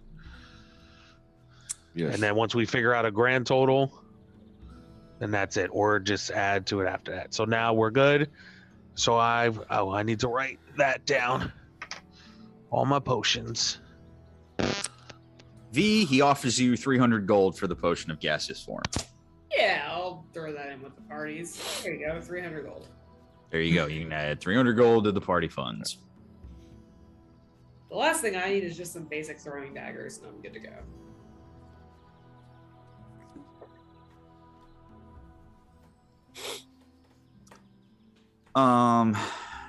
This booker does one thing because he can afford it. Inventory. That's for me, not you guys. You guys just see him purchase a shield. I mean, does he need help buying a shield or a better shield? No, he turns in his original chainmail and the longsword that he was using and trades that in, so he has a little bit of spending money. A regular shield is actually very cheap. Okay. And very underrated. But not underappreciated. No, He still has a sword, right? Like he turned in like an original longsword, but he still has one. he has a +3 longsword. He's fine there. Oh, cool, Actually- cool, cool. Okay. Uh, Just making sure. It just clicked because I was looking into it. Tim, does is there another shield at the shop, or do I need to Yes. venture elsewhere? All right. Not a problem at all. I would like, please. You 5 gold. Bet.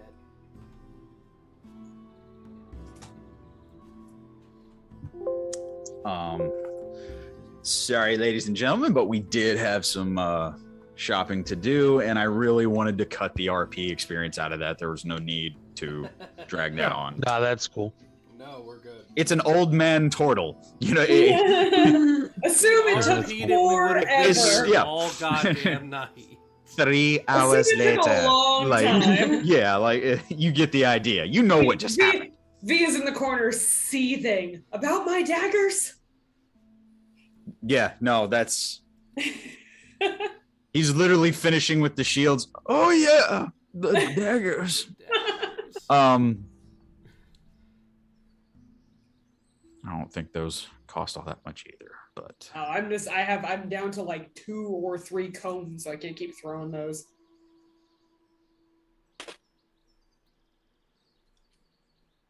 $2 gold Bet. per dagger. Oh, I'll take 6. There you go. Mark off 12 gold.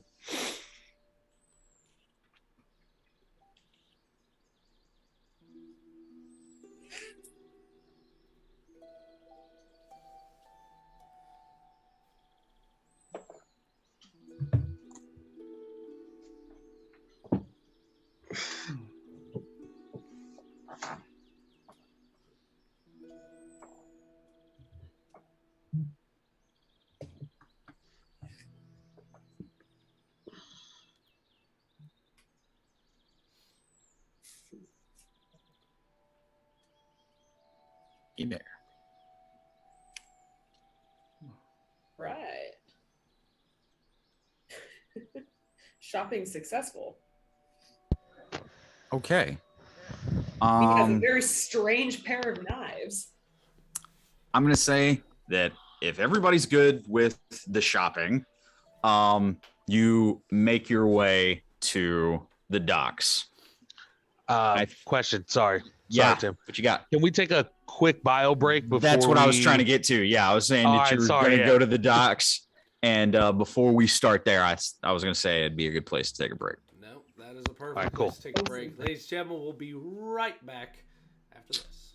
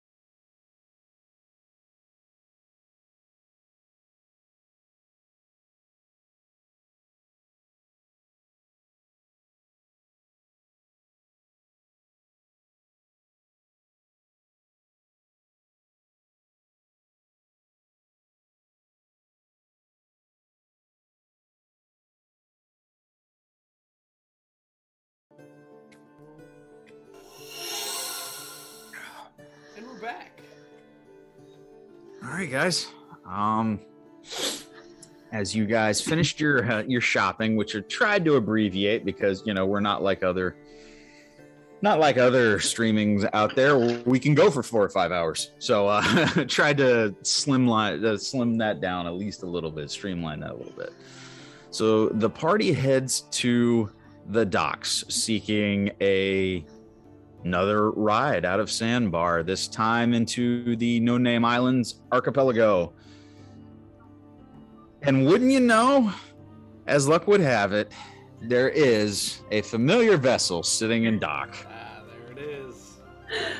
Never fails. As you see the Siren's Flame sitting in dock, and actually not too far away from her, talking to one of the dock hands, the wharf masters, you see Captain Benjamin Ramsey and all his feathered glory. And all of his Ramsey. He's full Ramsey. And the black velvet and the gold trim and the purple feathered hat that's about 10 times too big for him. V in her fancy adventurer's clothes. I see you too are a man of culture. And shortly after his conversation finishing with the wharf master, he turns and greets all of you very warmly. My friends, it is good to see you. Back from the dead, I see. Keep it down, maybe? Oh, I'm sorry. Is that a secret? Sorry, we haven't formally met. Just not something that, one tends to hear on the regular basis. Oh. I believe we have crossed paths. We have not been formally introduced. Forgive me. My name is Captain Benjamin Ramsey. Berenice, Lady Verania. Pleasure. Pleasure's all mine. Well, good to see you all well. I take it your mission was a success, if you are here. Yes, sir. Very good. Well, what brings you back to this lovely slice of paradise that is Sandbar? Sounds like you do. How's that? No, I mean, it sounds like their bodies were well taken care of. But now it seems like we need a ride off of this island. We were hoping you'd oblige. Well, you would be in luck, for we have recently made our repairs and been restocked. I was considering going back out on the silver myself fairly soon. You say you are venturing back out. Where are you going?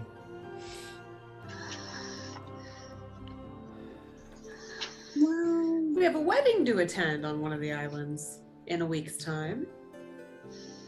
Oh, excellent.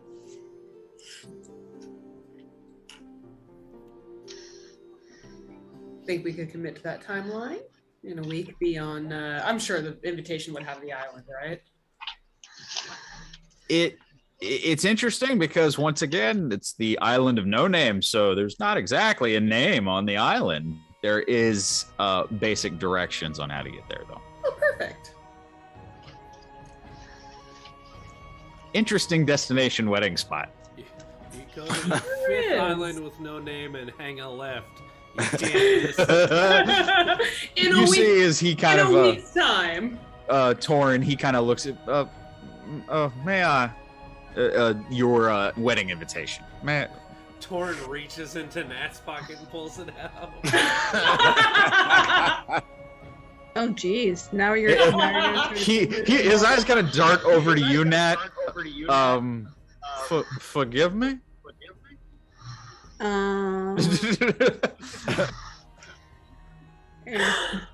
Looking at it, there is a basic route that takes you to the archipelago, and beyond that, it appears to be the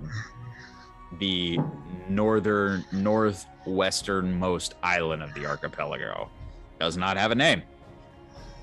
And he does kind of, after examining the invitation, kind of looking at you all a little curiously. He goes, a curious spot for a wedding. Perhaps the bride is interested in exotic locations. Very well. She doesn't do anything half-assed. We all have our whimsies. I can get you there. It would pretty much take us about 7 days to get there.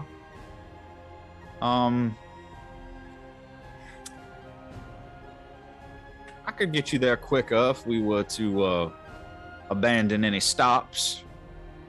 Go there with all haste and speed. I don't know if that's your objective, however.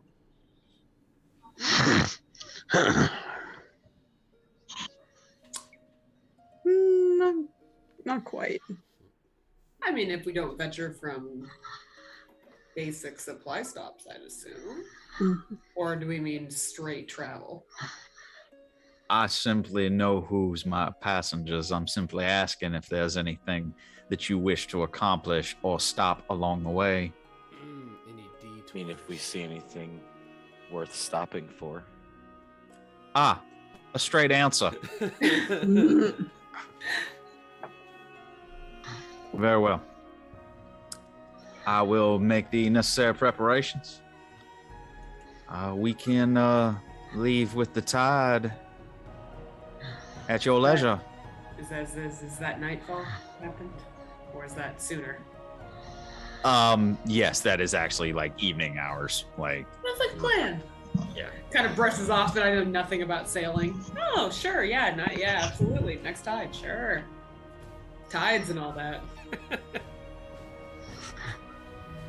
You got his eyebrow like twinkles just a bit, just like, oh well. I have a great many talents. Knowing the tides is not one of them. No. I need Forgive me. Forgive me. We can leave it at your leisure. You will find us here.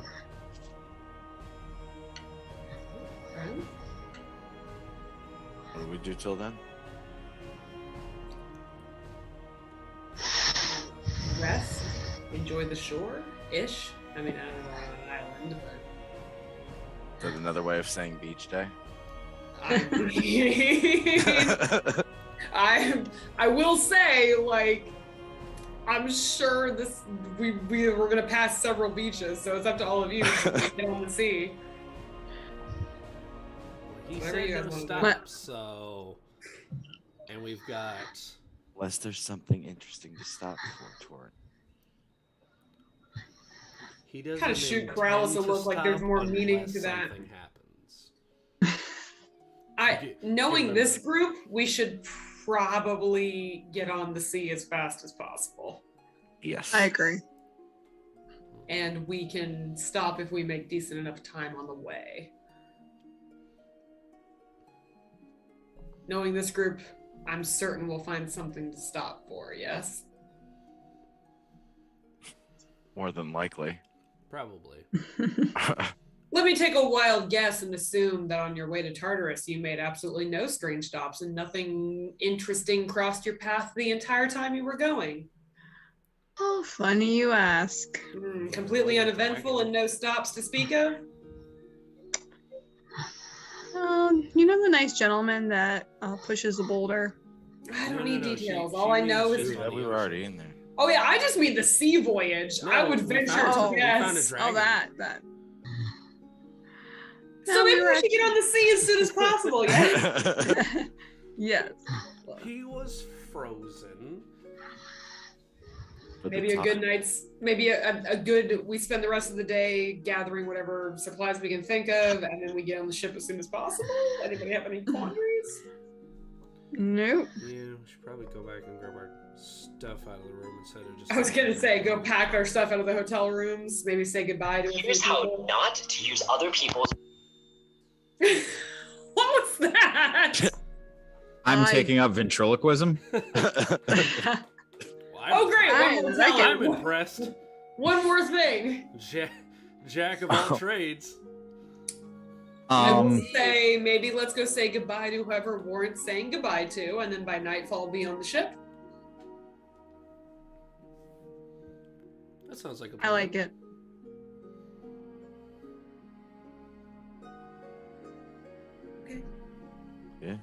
Yeah. Don't wait for me. You guys are making Well, the calls. I'm waiting on the group. If we're having a quick, let's go get our shit and go. I Let's have get our one thing to stuff. say to Taven. There's a whole lot of indecision, so that's why I'm waiting on you guys. I'm waiting on the group. Do you guys want to do Yes. anything on Sandbar before we go? Get No. our stuff from the inn. Say goodbye to Taven and show off. Okay. Let's do it. Yeah, I go back to the Bloody Mary to pack my things. Okay. By which I mean, just talk to Taven because I have all my things. Okay. He's there. We can fast forward to that if you want. It's up to the group. If you guys have anything more important to do. Owen will be at the ship. He'll just keep an eye and make sure nobody infiltrates it or anything else. He just is very cognizant of things right now, so he's just going to wait. Okay. Owen, go ahead and give me a perception check.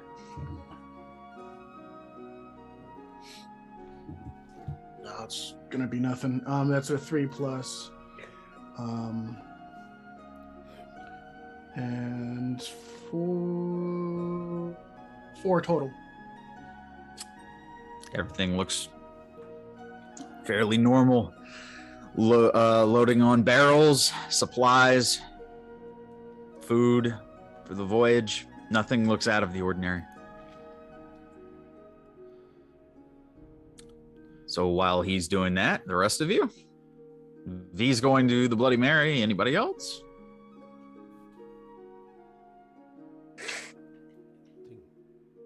Nat, you're muted. There you go. I know. I got it. I did want to just go say bye to Kroon real quick, just because, like, I liked Kroon. He was good to us. Easy enough to do. You find him back at his back at the Froth and Foam at his bar, and greets you very warmly. Oh, so you're going back out again? We are, adventure never rests. Aye. Well, may the seas treat you favorably. Come home safe. Keep a stool warm for us. We'll tell you all about it. Always.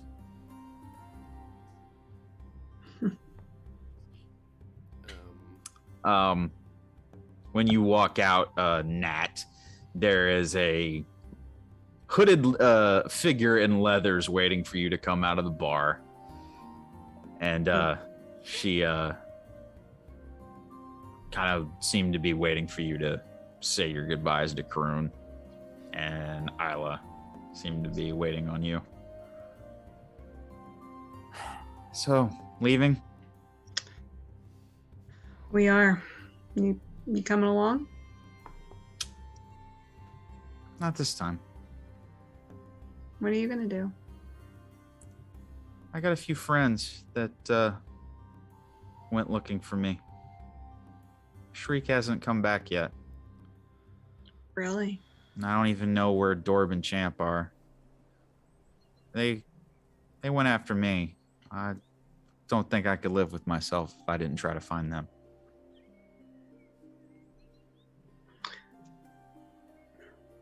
I understand. I'm going to actually want to give Isla a few of my 15 at least of my new arrows that I bought. She kind of waves her hand off. She goes, I'm good. I've got everything I need. I never wanted myself to be the helicopter sister, but come back if you need help, and if something happens and you can't find them, I'll help you.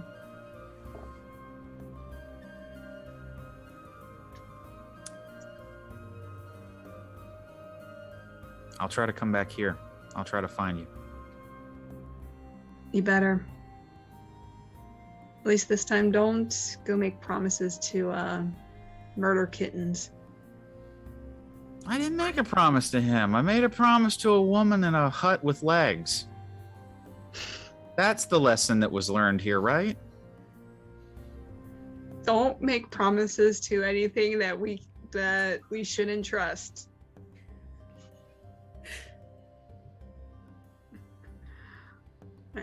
I just gotta give my sister a hug. Just be careful. You know, I love you. I love you too. You're a pain in the ass, but I love you. I'm a pain in your ass. Yes, literally all the time.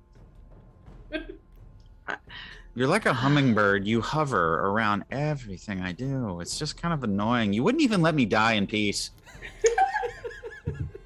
I'll remember this the next time something kidnaps you and takes you to the 9 dimensions of hell. What makes you think there's gonna be a next time? This is us, sis. There's always a possibility. She kind of she winks at you. Just take care of them.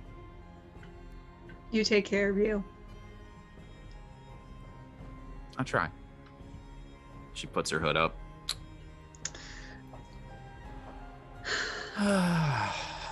What am I gonna do with her? She goes off and gets lost into the crowd. Imagine she just Assassin's Creeds into the crowd.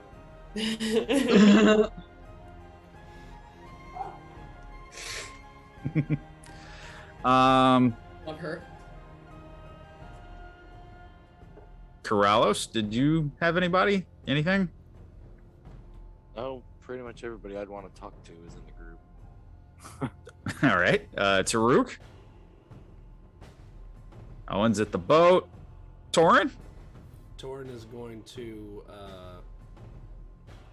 grab all his stuff from the room, switch from his pack into the new bag of Colding.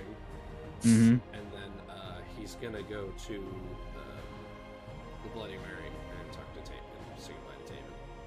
Okay. On your way out of the King Sheets, you run smack dab into Belden. Oh. And he just kind of smiling. Hey! We were wondering where you vanished off to. It's been an exciting few days. Yeah. It was exciting. That whole astral projection thing kind of took a little bit out of me. I'm not gonna lie. It's not as easy as you think it is. Oh no, I'm definitely still feeling the after effects. Yeah. But so I heard about the meeting. Yeah. So that's a thing. Definitely a thing. Don't know when everything is gonna go down.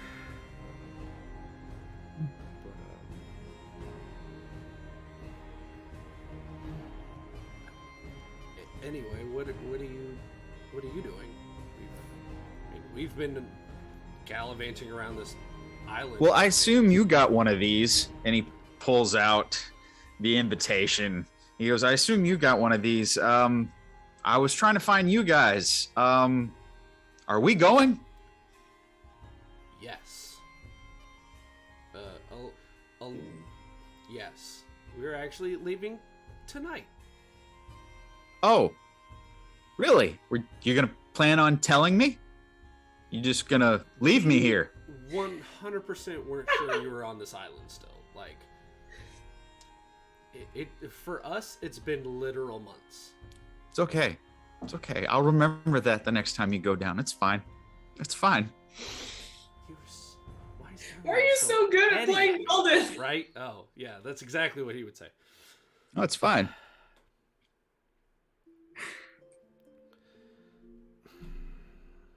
Next time you need those good heals, I'll remember that.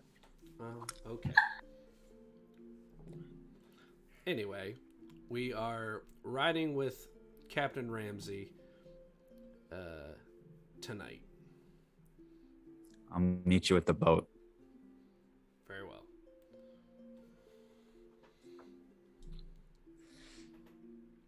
I need a new moment. You owe me drinks. You owe me so many drinks. You were gonna leave me here.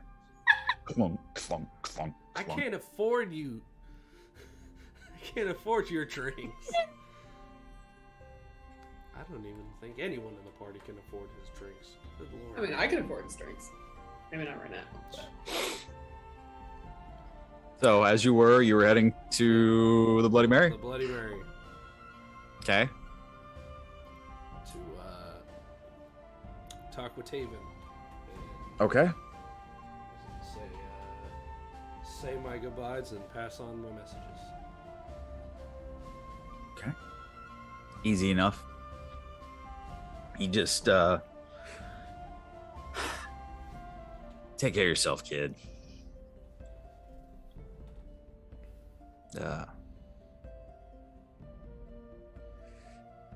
Keep your eyes open. I will. Is Hisma going to this thing? I assume. I feel like it's an event worth attending. I'm glad I won't be the only one there in armor. Well, she'll be there watching your back. Just be careful. Always. And before I head out, any word from Solanus or? Not in the past day or two, kid. I forwarded your message the last time. Haven't heard back yet. Alright. Well, if you do, I'll be hopefully back in a little over a week's time. All right. Be looking for you. Hisma's going with you. You're fine. Besides, you got your friends going with you. They got your back too. Well, most of them probably. I think most of them.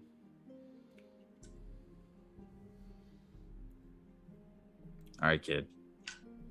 Stay alive. Do my best. And then Tori's gonna head to the ship.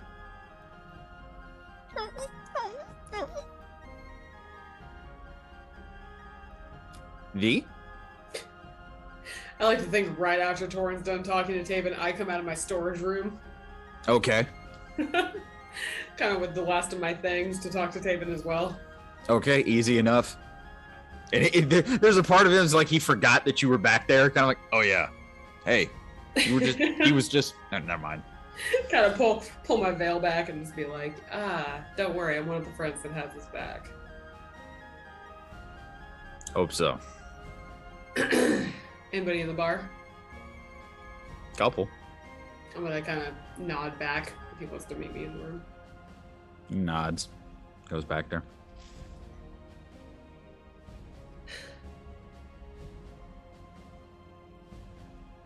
I don't know if you've been filled in on the events that happened at the meeting the other night.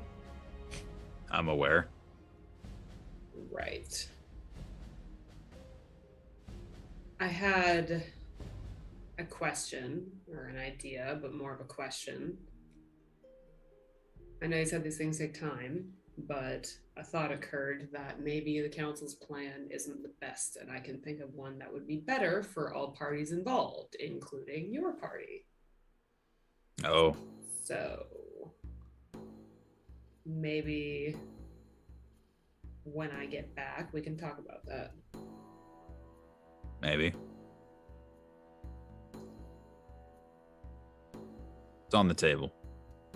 All right. Good to know.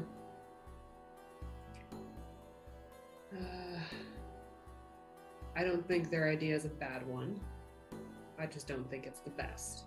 So maybe there's one that would be a little bit better for all parties involved. Murky waters, politically speaking. Very murky. But, I guess now I'm technically a traitor, so why not go whole hog, right?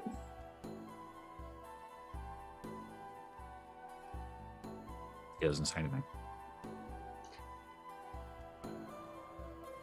I don't think the way they're going about it is the best. Rallying people behind an individual, sure, but that's built before, so you need Pyrrhus' forces off of the borders, and we need Pyrrhus' forces in brine. I think I can think of a way to get that done. I just need to know if your network can push the thought up to the right people. Depends on who you're trying to reach and what you're trying to say. Well, we need the army in brine, and we know that the only thing Pyrrhus really cares about is stopping the Draconic Empire. So if he thinks they're making a move for brine, he'd probably redirect his forces elsewhere, right? Conceivably, yes.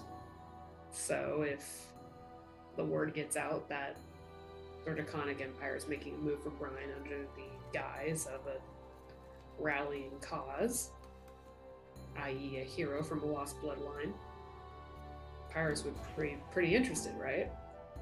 That would that would de-escalate the border conflict with your people, and it would get the massive armies of the Empire right where we need them. Pyrrhus doesn't make a move that his hatred or xenophobia doesn't guide him. Exactly. So if he thinks the people he hates are making a move for even an insignificant city in his domain, he would go right for it, right? In theory. In theory. Could work. Let the council look. I'm not entirely convinced that the council was rife with corruption before brine fell. I have no reason to believe it isn't now. I trust a couple of them, sure, but that doesn't mean I can trust all of them. So, hence my loyalties being elsewhere, or my interest being elsewhere. Let the councils go along with the plan that the group proposed, but maybe counter to that plan, we can sow the seed that maybe Draconia has interest in brine, and that would get Pyrrhus' attention, and it would get his armies right where we need them, and away from your borders. Everybody wins, right?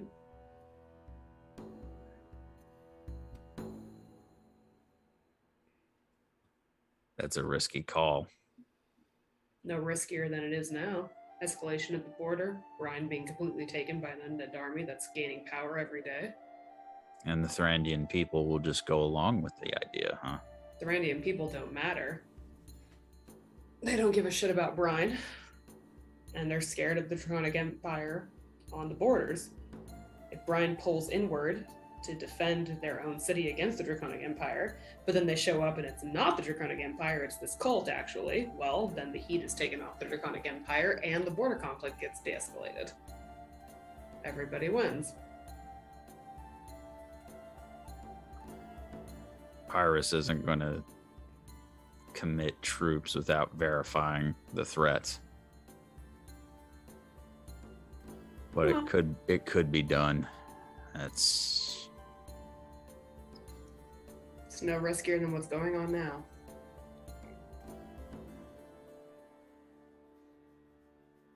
It's not my city. I don't care about the city. I care about the fact that the cult has a foothold there. And I told you I knew what they were doing with the people, so as a good faith down payment of information, they're using the people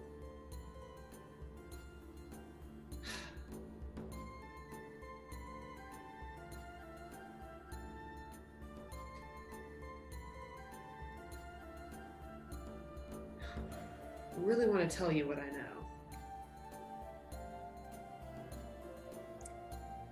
know. Roll an insight.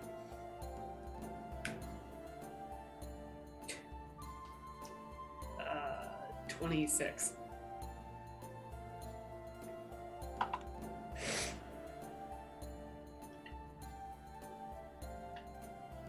Bit of a front put up at the moment. He's not disagreeing with you per se. He doubts the delivery.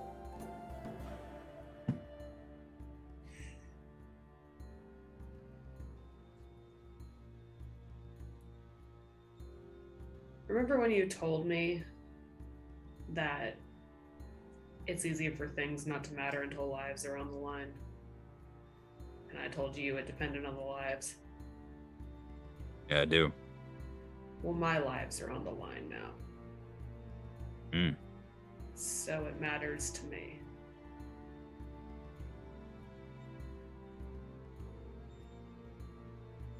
Interesting.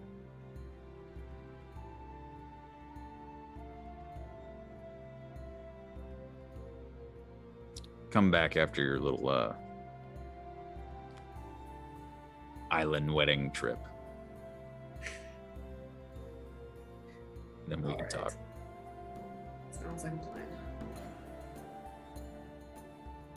Meantime, I'll start making contacts. Kind of pause at the door. I Sure. don't know what would show gratitude in this situation. I don't really know how to say thanks. That's a start.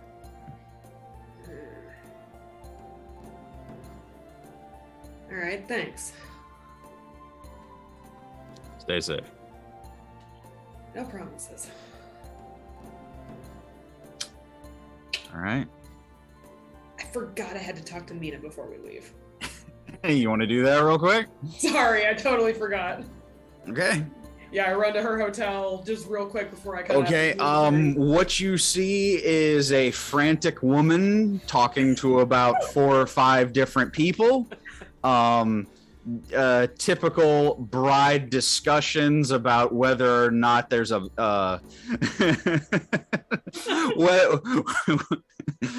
whether or not the color palette of the flowers in the damn procession are going to wash out or not, whether or not the seating arrangement's correct, who's sitting where, da da da da da da da da. And she is going about a miles a minute, and she just looks relieved to see you, just to get away from that for a moment. And she's just kind of like darling. I want to look at whatever flower arrangement she's looking at and just go, they're all hideous. I know, darling. And she just kind of puts her head in her hands. Why am I doing this again? Anyway, darling, how can I help you? Well, we're taking off. And I said I'd come see you. Yes, darling, of course. Anywhere we can speak a little more private? Yes, come this way. Okay, let's get you away from all these people. Sorry, the bride-to-be needs to talk about something important. I don't know. You do find a little side room with a little bit of privacy. Hand her my flask. She long draw. Just give her a look like, why are you doing? I'm not even gonna ask. Because it's all fine, darling. It's fine. It looks like it's fine. And she just recomposes. So lovely to see you, darling. You too. What did you need? Well, we're taking off to start the journey to your destination wedding. Of course. Can't wait, by the way. I suppose before we go, I just had 2 things to say. One, what are we wearing? Is it a beachy affair, or is this the norm? The norm for us, darling. Certainly formal. Sounds pleasant. Second thing, I owe you an apology. What for? Well,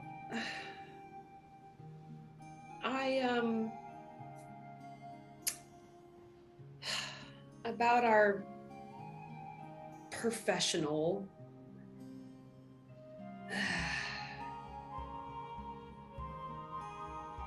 I know that to move things forward the way you did, you must have put yourself out on a limb for me. And some more important things have just come up.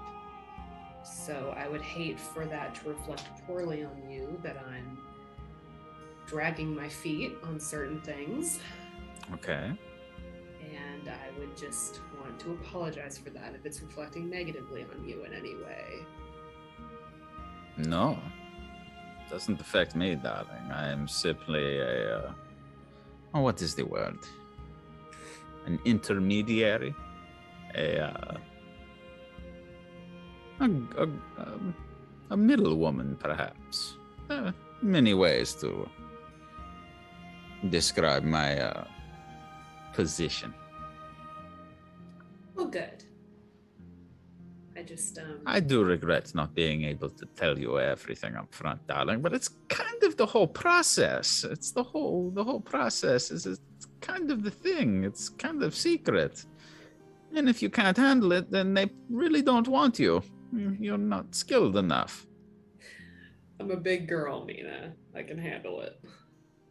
I know you can't, darling. I would not have put you forward otherwise. I would have tried to talk you out of it. I would just hate for you to be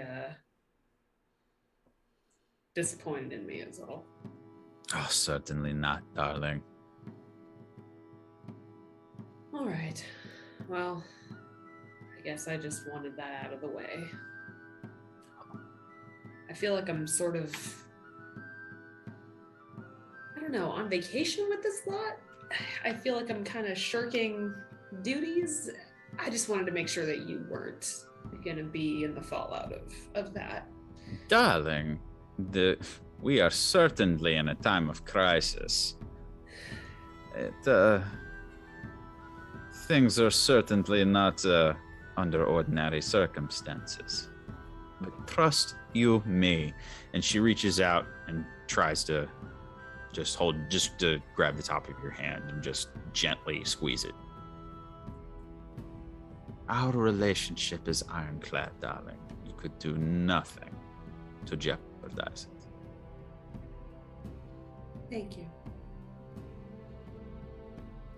That,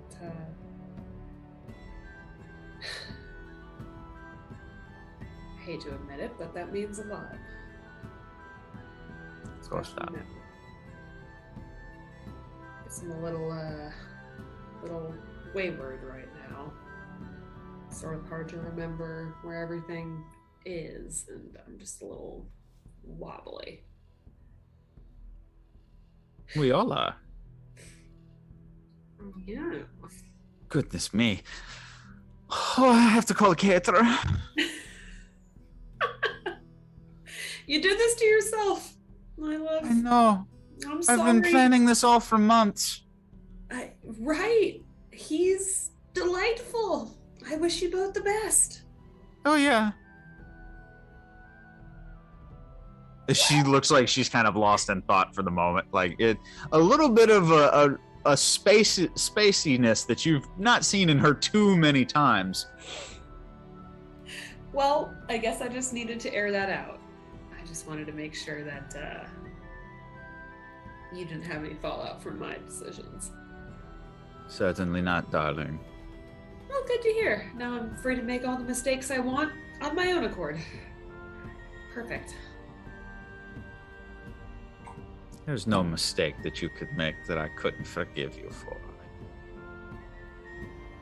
That means a lot. You're the daughter that I always wanted.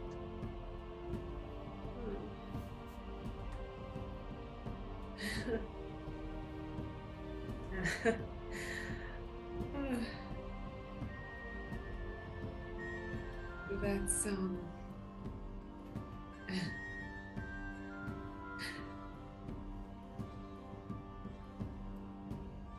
you know, I grew up somewhere else, but you raised me. I know that. And you turned out very well for yourself. You don't give yourself enough credit. I'm a little, like I said, a little wobbly right now. No. I believe you have never been pointed in the right direction more than you have now. And I truly believe that. Now, I hate to do this to you, but I have a few people in that room to scream at for the next few hours. I'm so sorry for you. Suffer through it without me somehow. Enjoy it, darling. I cannot wait to see you there. Now someone's going to die. She goes back into that room and just I'm ahead for the party or the ship, whatever. Somewhere Either on meet the the party at the island. hotel or go to the ship. Somewhere on the island, Corrales and Torin both get a chill up their spine at the same time. Just Yeah, actually, Corrales, with your Weird. connection to her, you are definitely getting anxiety vibes. Love that. All of that takes place, and you guys meet back at the Siren's Flame, ready to disembark, if the party is willing and ready. Yes. This is everyone. This is Corrales, Nat, V, Torin, Taruk, and Owen, including Belden. As you guys board the Siren's Flame, you catch wind. As the sails unfurl, and you make your way away from Sandbar on your journey to the archipelago of the Islands of No Names.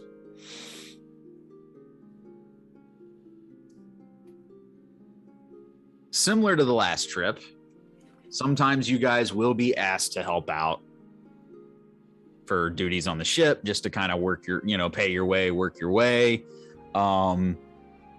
Torin, Ramsey kind of throughout the day kind of contacts with you a couple times, just a similar arrangement to the last one of if treasure is found along the way type situation, and how that will be distributed evenly amongst your party and him and his crew. right. He does request that some of you take watches up at the Crow's Nest.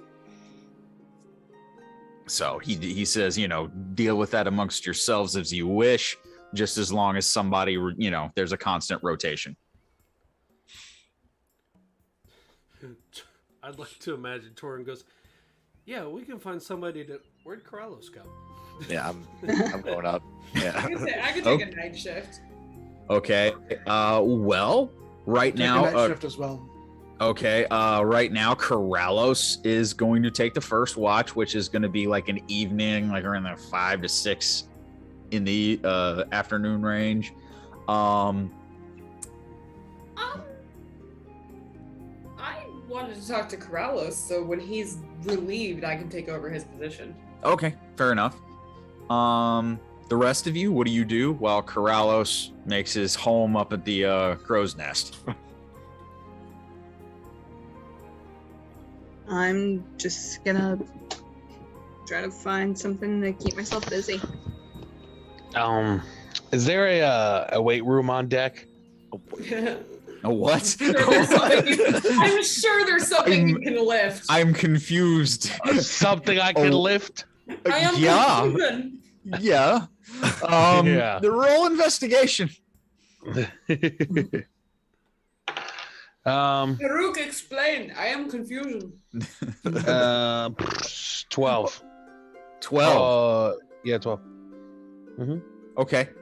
You do find a barrel full of apples that could function as something that you could lift. That's fine. All right. Give me a strength check.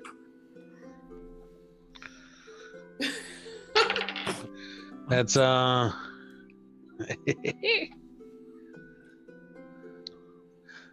14. 14.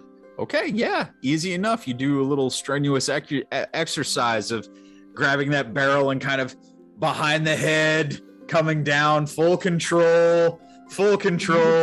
Yeah, Full range of motion.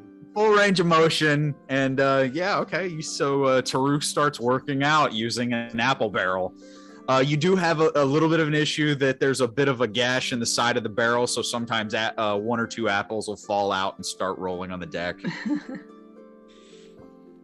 While Taruk's doing that, anybody else doing anything? I'm sorry, laughing. Torin, like a Jim Bro, be like, "Hey man, let me get in on this set." We spot you. Okay. So Torin and Taruk are doing that, and you know what? Just to go ahead and put the yeah, I'll put it out there.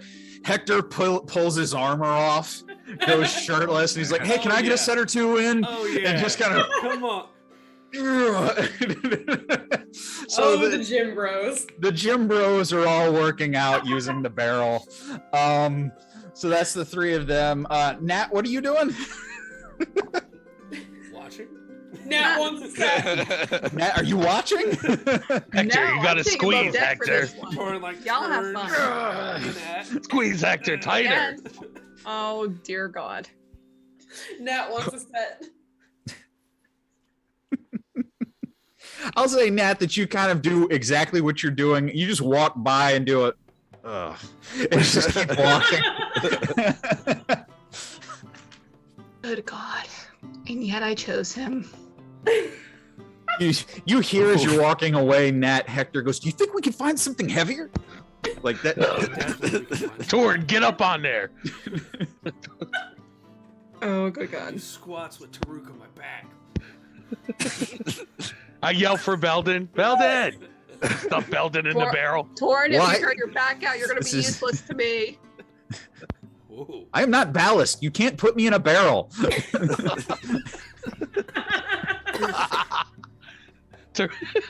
Oh my god.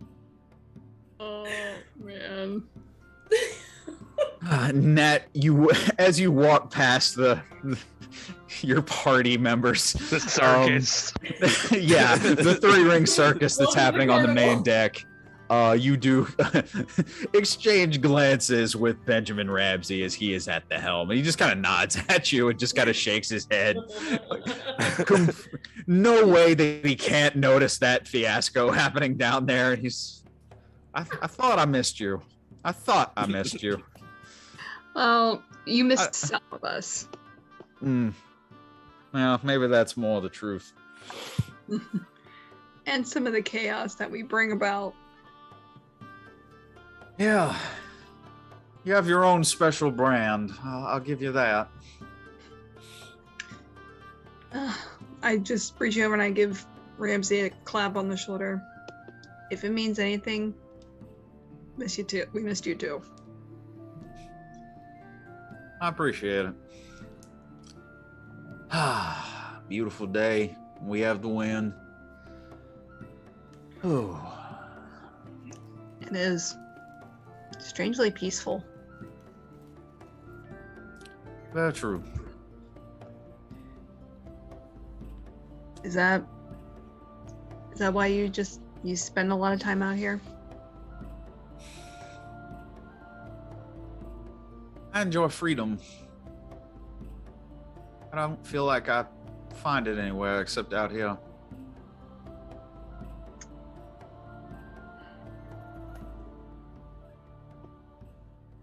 May just be for a few hours, but out here, there's at least moments where I'm untouchable. Fair. Has anyone ever asked you to ever give this up? He gives you a coy smile. Sailing?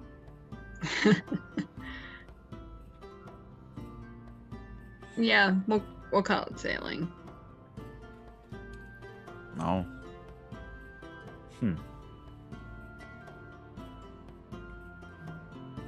So at least no one's asking you to give up your freedom. Or the one thing that makes you you.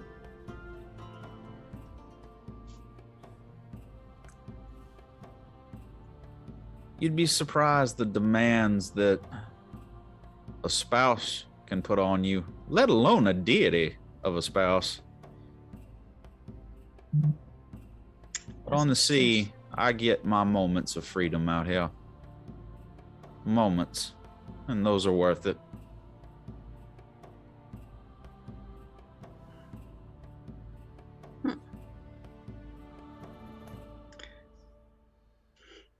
Believe it or not, you've actually given me something to think about, Captain.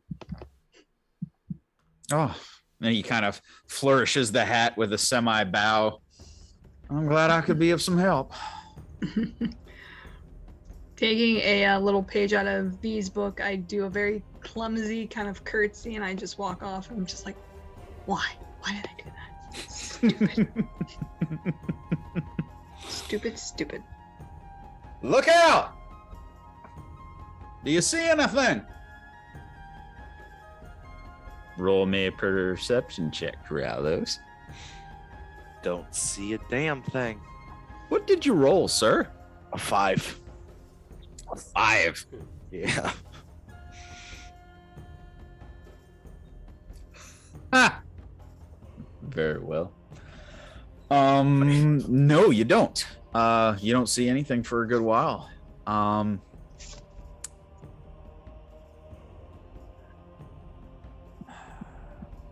Nice, but you do have a nice wind. Seas are favorable for this first day, it seems, at least for the first little neck of your voyage here. And you don't notice anything, nothing out of the ordinary. Couple ships passing through that are heading back to Sandbar. Nothing that raises your attention, or really no aggressive moves your way. So far your watch has been fairly uneventful. Owen, whilst the gym buddies are doing their thing and Nat is conversing with the captain, what are you doing? I'll be sitting towards after the ship. So the way that this ship is built is the captain at the fore or the aft? Aft. That's where the helm's at. Right behind him, there's like a small little balcony drop off where there's a little rowboat hanging behind it. A rowboat hanging behind it. On the corner of the aft, you see 2 ballistas set up. They're not armed, they're not manned at the moment, but there's 2 ballistas at the back and the front. How many sails does this have? 3. 3 sails? Okay, so I now have a sense of size. All right, then I'd be at the fore of the ship, kind of probably halfway between wherever they're lifting and one shoulder of it, holding on to one of the lines, or either a belay line or something else, just in case. And just kind of looking down, peering down into the water periodically. Owen is just he's very conflicted right now, so he's a little apprehensive, and is kind of scanning the deck, scanning the behaviors of everybody, looking for anything weird, and then just everything went too smooth to him. Like there was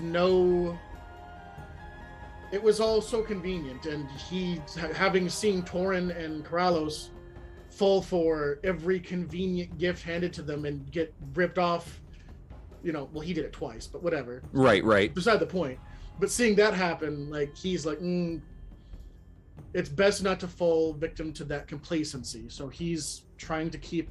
Just so I understand, he's on alert as far as just being on this ship and Ramsey. It's that has him on it. It's to be has specific, him uneasy. He is uneasy because it was so convenient to say, well, we're just going to get on a boat and go to this island. Oh, look, the one boat that we can trust. And we're going to the wedding of the one person, or, of the one group that we can trust.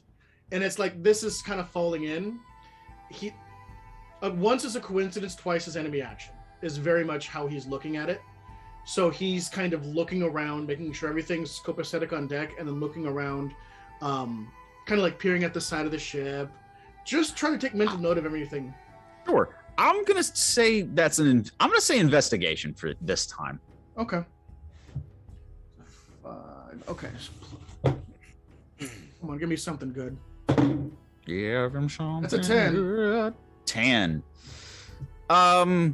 The grunting and sweating of the 3 thunder buddies over there.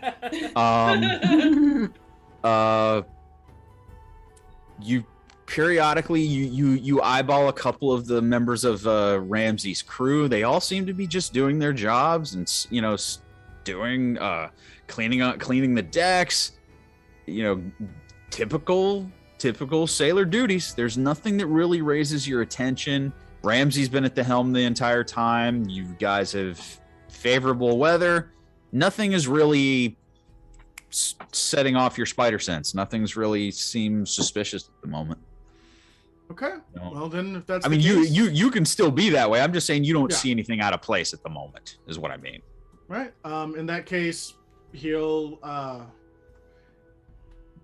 V was floating around over there somewhere. She on the top. I hadn't deck? gotten to her. V, Okay. what are you doing? While I'm waiting for my watch, I'm just kind of staring off the side of the ship. Kind of keep my eye on the captains, or just keep my eye on everybody, but kind of in the center of the ship between the fantail and the fore. Mm-hmm. Just sort of waiting on my shift Gotcha. to go up and relieve Corrales. Like I want to talk to Corrales sooner, but I'm going to wait until it's my shift to relieve him. Okay. There you go. That's where she is. Not hiding. Owen will kind of just lean against the side. There's a term for it, the railing or whatever of the Yeah, the side railing of the ship. yeah, of the ship, and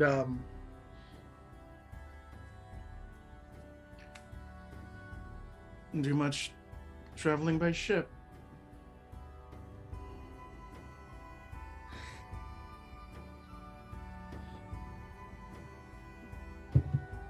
The last time didn't go too well.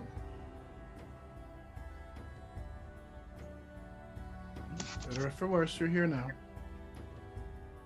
Everything seems like it's okay. Gives you a bit of a sense of unease, doesn't it? If the plan is going off without a hitch, that means you just haven't caught the hitch yet. I think I read a poem once where they talked about if the plan is going well, it's a trap. I'd argue that's a very wise advice. Pessimistic, but practical.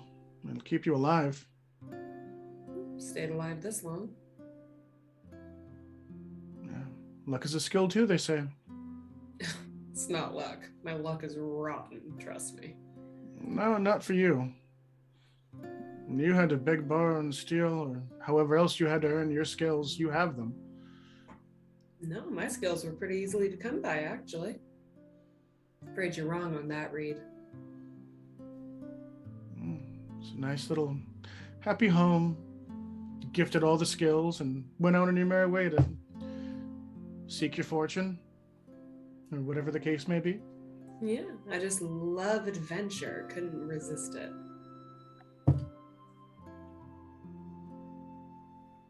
There's no need for that. But I appreciate it. You're an insufferable twat, you know that, right? It's only because I'm right. Sometimes. Often enough. You can be right and wrong at the same time. And not when it comes to the important things. That's up for debate. No. And those who lost at debate are dead. I've lost a fair few. I'm still here. Then you didn't lose the debate now, did you? Well, there's something to think about. I suppose so. I'll pull a night shift watching. I'm ill at ease with everything happening the way it has. And You need to sleep at some point. You can take over after me. Sleep until then. it's worth consideration. You're no use to them tapped out. So basically, I'll be no use to them for however long it takes for my powers to return. Huh.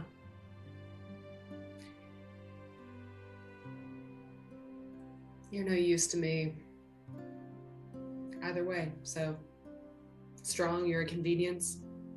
Tapped out, you not or not. Do what you want. I'll be It was here always to going to happen. Do be careful. You It can too. get rough at night. At night. At least that's what they tell me. So I've heard. And we'll go back to the other side of the ship and look out over the water. I'll wait to take my watch. Okay.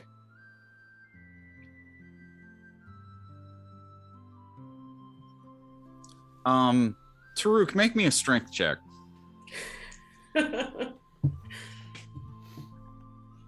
That's 18. 18.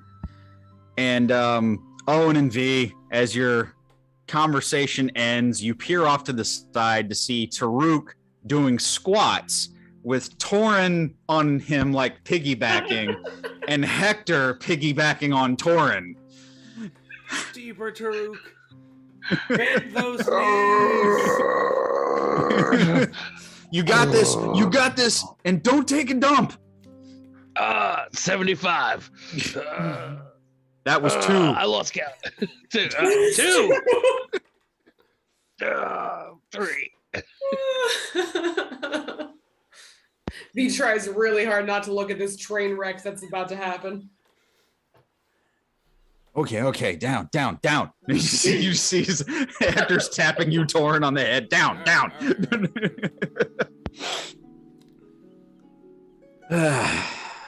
Corrales. Give Owen a skeptical look real quick. He's your boss, not mine.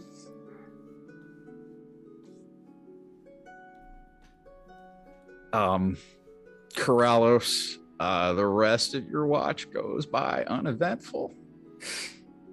So, V, I believe it is your turn to relieve Corralos. Yeah, I'm gonna climb up there to the crow's nest. Easy enough. I'm gonna give Corralos I wanna do my best to not like sneak up on him, but get up there quietly. So yeah, sneak up on him. Roll a stealth check. It's like, what are you wanting to do? Like, oh, fucking Jesus. 18 plus 11. That's 29. Corralos, do you want to roll? I don't. Roll what? How With many that of these expression, can is I there roll? Like, Any way you can perceive that? Like, I don't think so. Like, hell no. Sorry. I don't think so. So V, I don't want to sneak up on a 29. Okay. nobody knows where you went. Owen, if you want to try to perceive, like, I wasn't trying to be an asshole. I'm so sorry. Yeah, V gets up there and notices Carlos not noticing her. 3. No. So yeah, and I'm not even bother with the rest because I don't think there's no mathematical way. V. I just give Owen a sarcastic smile and then I disappear. She just Batmans you. She just is just. To be polite to Corrales, I just gotta clear my throat. I'll kind of jump and. Hi, V. Okay. Sorry. Didn't mean to be rude. Sneak. It is, you know. It's been a long couple of months on my own, I suppose. Oh, yeah, months for you, right? Yeah. Well, months for... Anyways. Right. We need to talk. About what? I'm gonna take a seat on the, like, whatever passes for a seat at the crow's nest and kind of, like, pat next to me and just, like, have you sit down, if you will. Sure. No. Easy there. I wanted to talk to you about your magic cloak.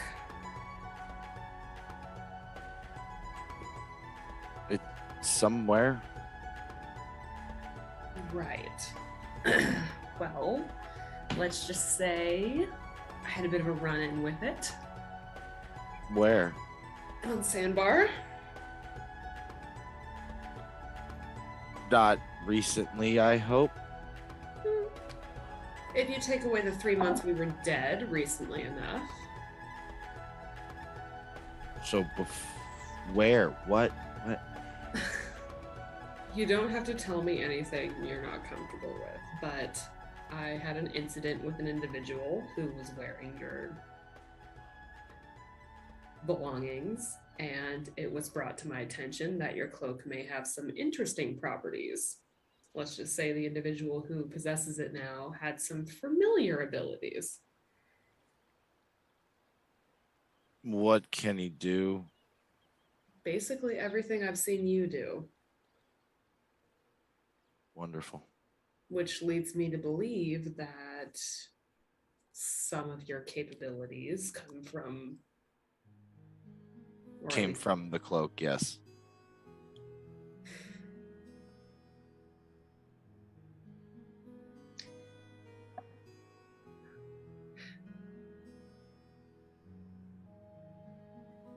I venture to guess you've made some decisions in the past that led to the incident that Vareen was talking about. Yes. Well, in the past, though. I'm not one to judge, clearly. Not the same, I don't think, V. Maybe, maybe not. So where does the cloak come into it? You ran away from your first benefactor and what? Found something else? Something else is a good way to put it. I'm not sure I entirely understand that something else yet either. But to make a long story short, yeah. Is that why you were so distraught after the swamp? Yeah. Um,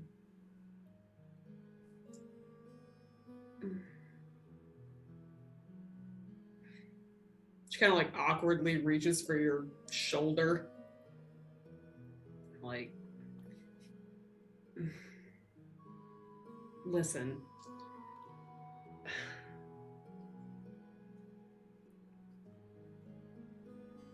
I guess I should apologize that I left.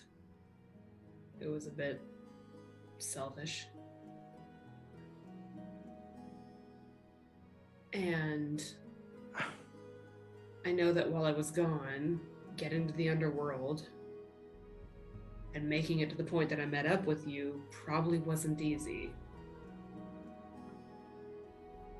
I have no doubt that you had a significant part of keeping them alive. Hit a couple cantrips here. Spell there. Don't know how significant it was, but we all made it.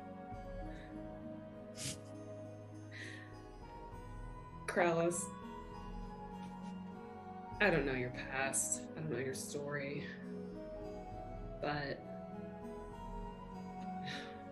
I hope someone has said this to you already. I hope I'm not the first. And I hope it means something coming from me. But I'm proud of you.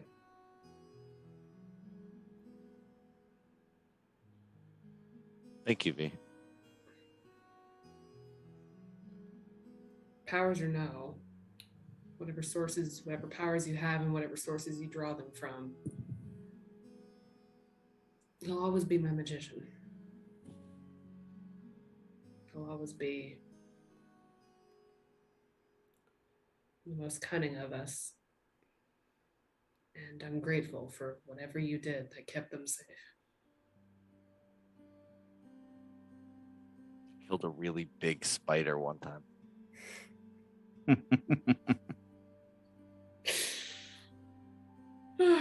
You'll have to tell me about it sometime.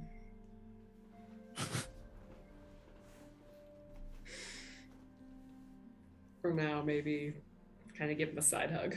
Maybe get some rest. We'll see.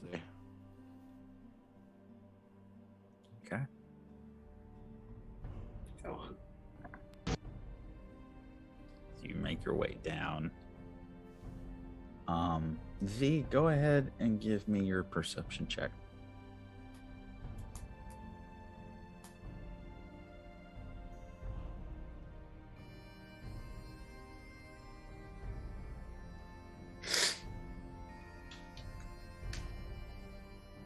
18. 18. Okay. Oh, we lost Nat. I would like somebody in the party, whoever wants to volunteer, to roll me a d20. I got it. Yeah, that's a 5. Okay, fair enough. Corellis, what do you do when you come down as V relieves you from your crow's nest? You look off to the side and you see the Thunder Buddies now now in the middle of a push-up contest on the main deck. I'll just look at my arms and nope. And I want to You know what you're good at. shot just You in gonna let case Tor beat there's you? like a Would you say- land ho call out or anything like that. I want to hear that. I don't want to go too far below deck. Okay. I'm going to rest. All right. Torin, Taruk, and Hector, just give me an athletics check.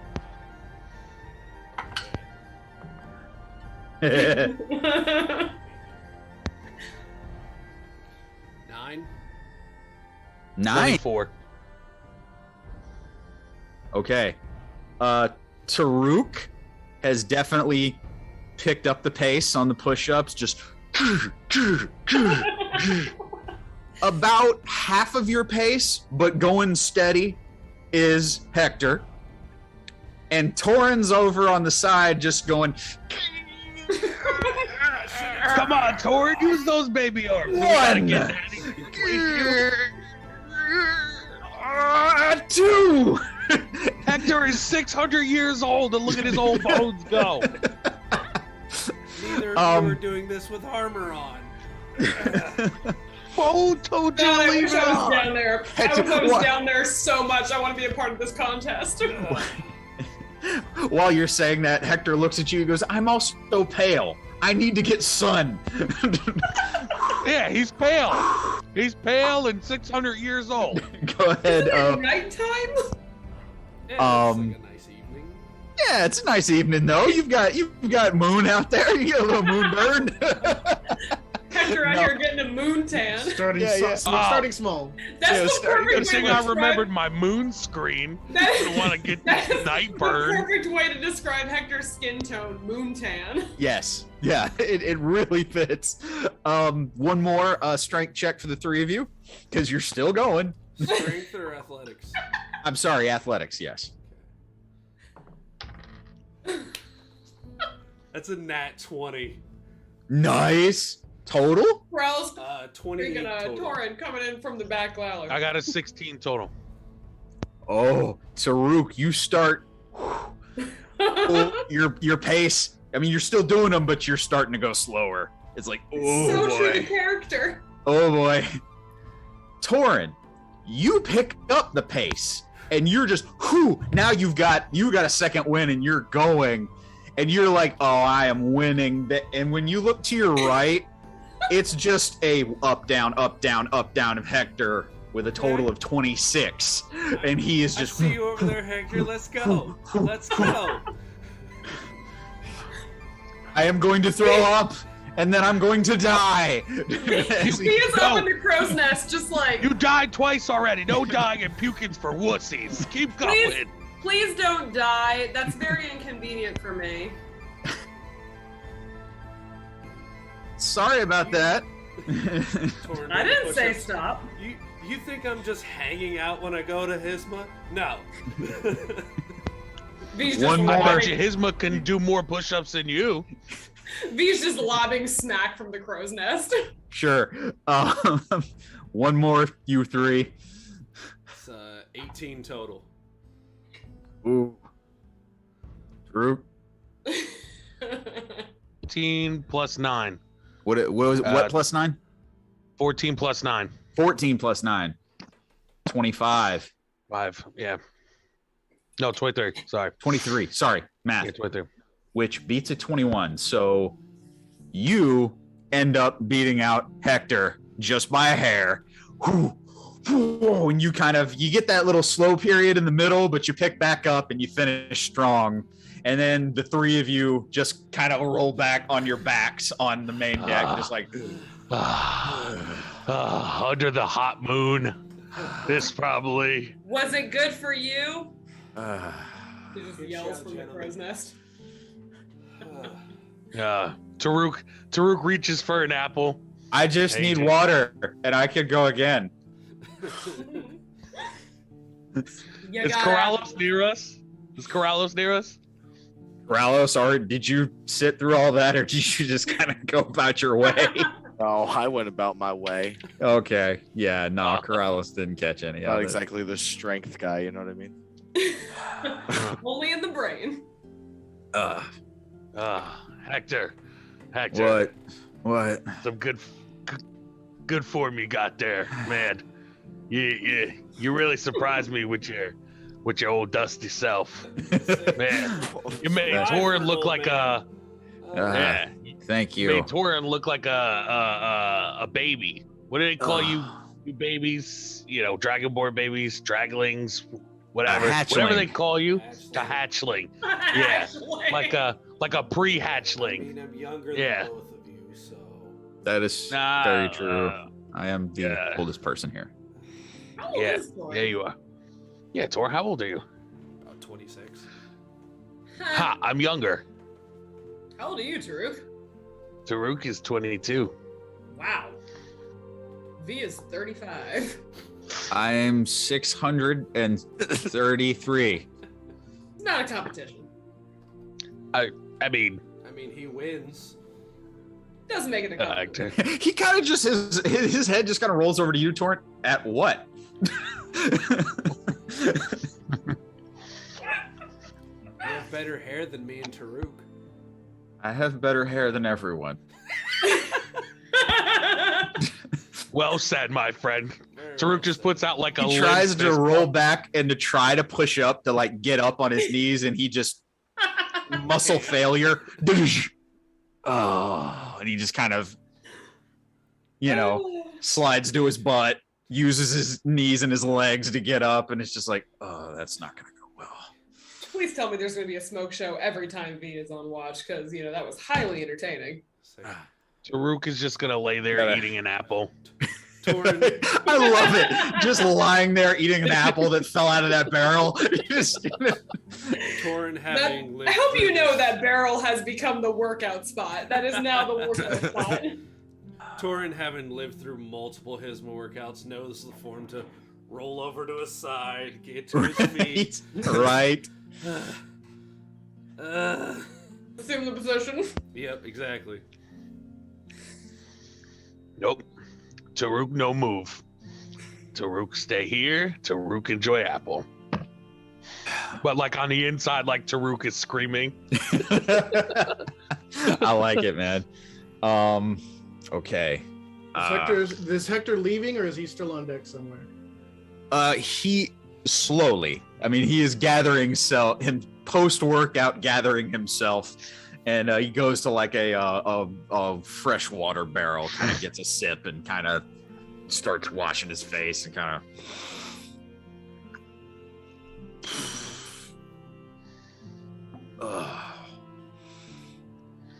Same time tomorrow, and he just kind of. And Hector starts walking to the forward end of the ship as he's putting his shirt on.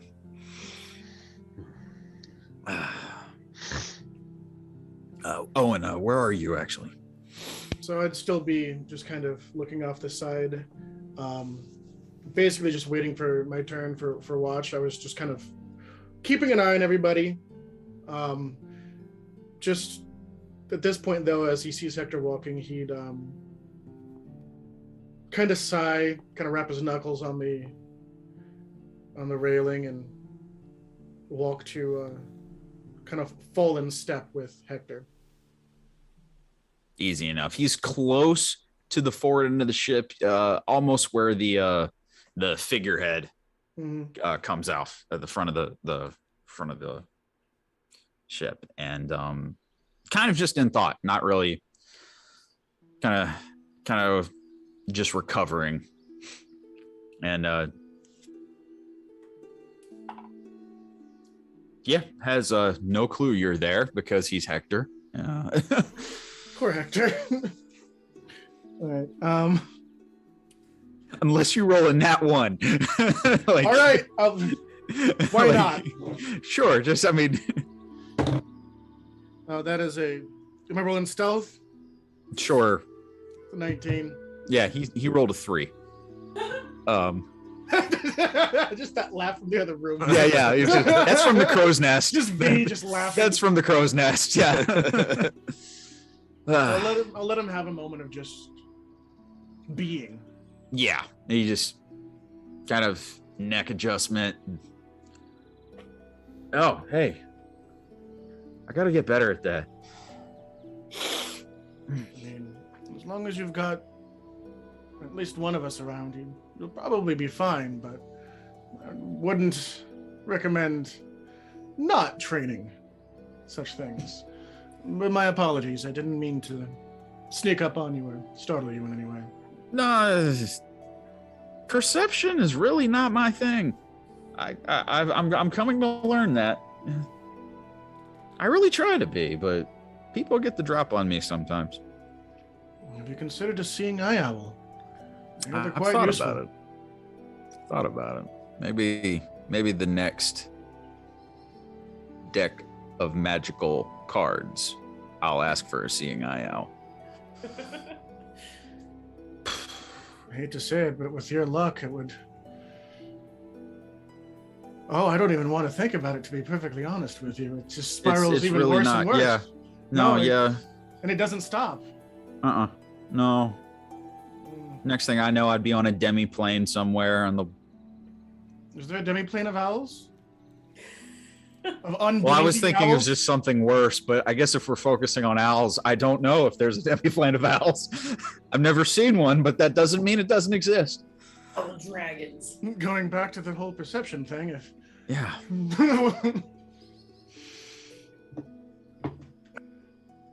All right.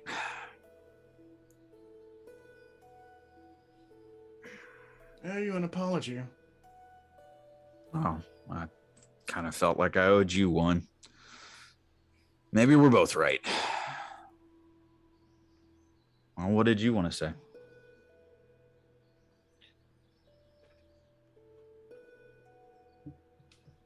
Odin will look around and make sure nobody's within earshot. Perception check. Okay. Oh, that is a 9. 9. Seems clear.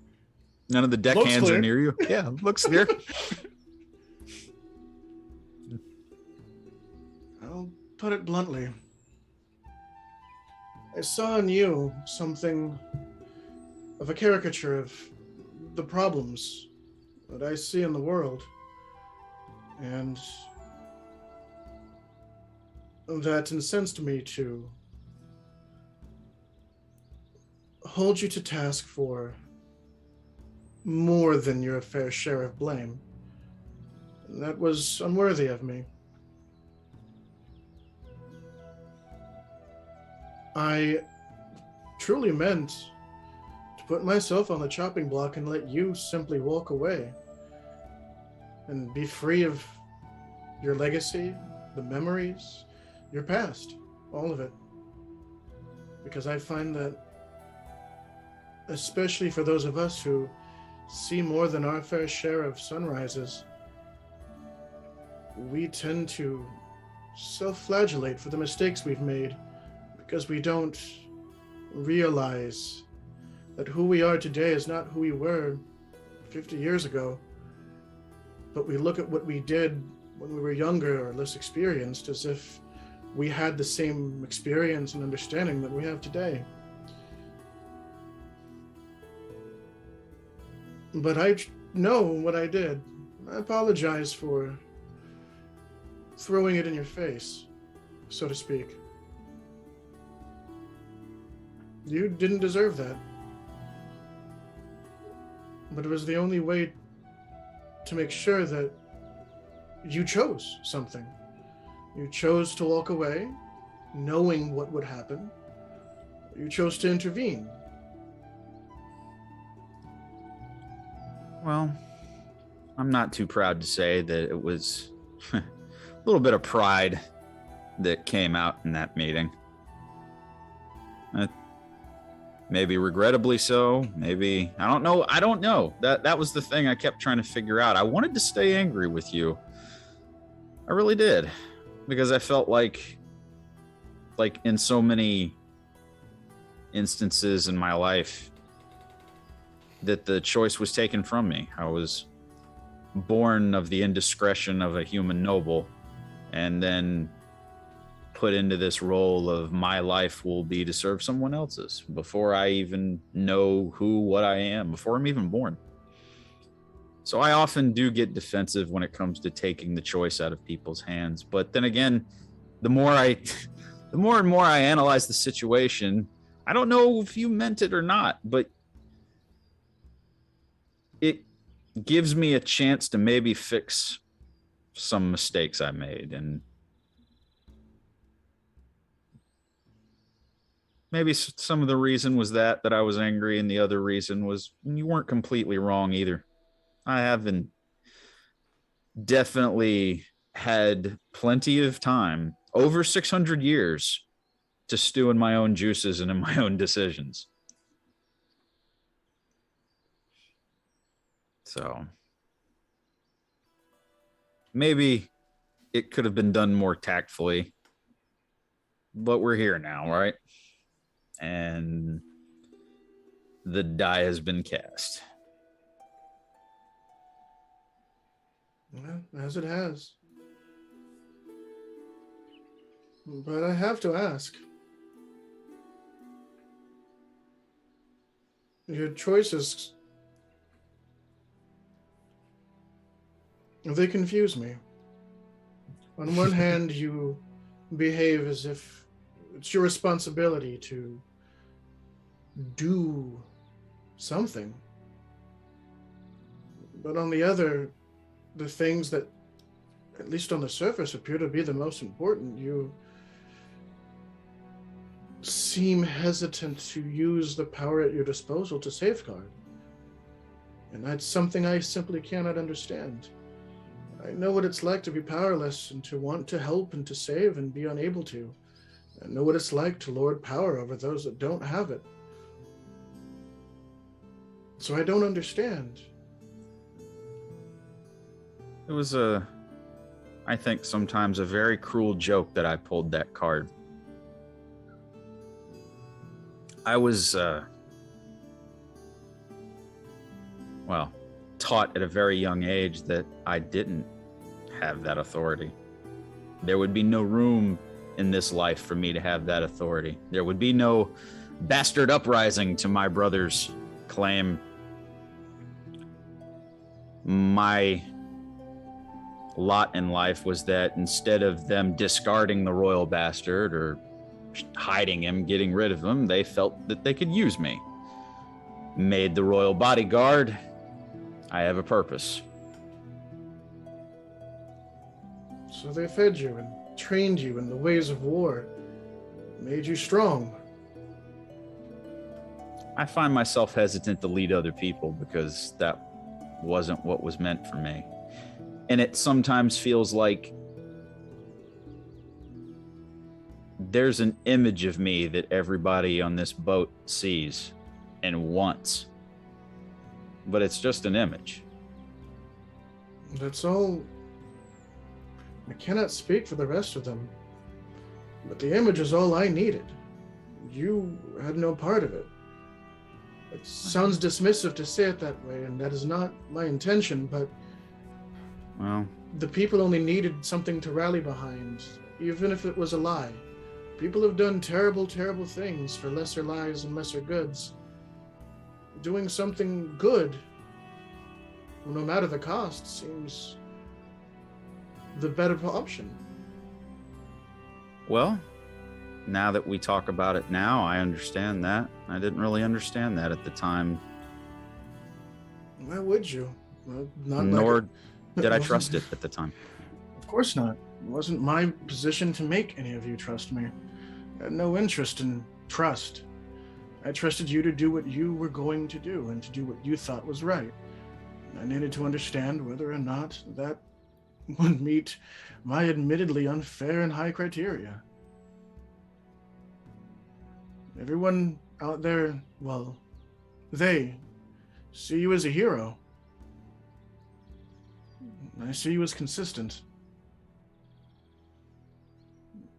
That's far more important and a far greater boon, for me at least. You knew what I was here for, and I dare say you've probably known for quite a while. You choose to do nothing about it. I don't know if it's trust or hesitance, but you knew why I came. I do.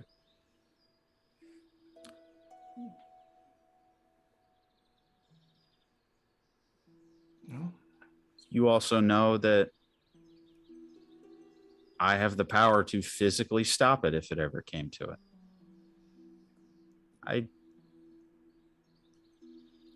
Like I said, you're consistent. You have that power at a word. But you choose not to use it. You choose not to exercise it and lord it over those weaker than you or in a position where they cannot obey. You refuse to do what those that made you did to you, which is to strip the choice and abilities and I guess that which makes us people away from someone, even knowing that it could cost you greatly.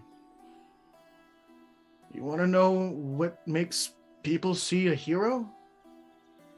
Someone that will sit there and do what is right no matter what it might cost them.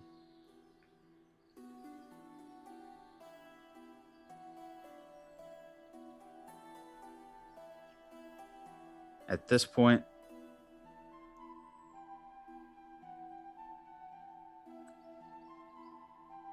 there's going to come a time where these choices that we make,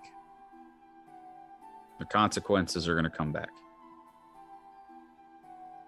And if we made these choices, then those consequences are just rewards, for good or ill. The consequences of my doing a job, of my planting a seed, of my saving a life or ending one, are mine to enjoy or suffer, as are they for all of us. The consequences of our actions, good or bad, are what we get for making the choices that we make and for believing in ourselves and believing in that what we do is right. There's only one person in my life that, anyway, that you would do anything for. To protect, to keep safe, to protect from your bad decisions and theirs. he just kind of looks at you. Anyway, I'm sorry. Maybe if we could have seen a little more of where the other was coming from sooner. And I gotta take, that's a consequence of my action too. I gotta take that. So I'm sorry. What I can do is, whether I wanted it or whether it was intended or however this came about, we're now going to use me as a figurehead, as something for the people to rally behind. And I will do my best. It's the only thing I can do now. It's the only thing anyone ever can, Hector. No one can do more than their best, no matter how much life or death demands of them. We're all limited. But those with the power to do something, they have an obligation to do it, and to do it well. Especially if they're going to hold on to it and not abdicate. Yeah. But far be it from me to preach or evangelize morality, given my line of work.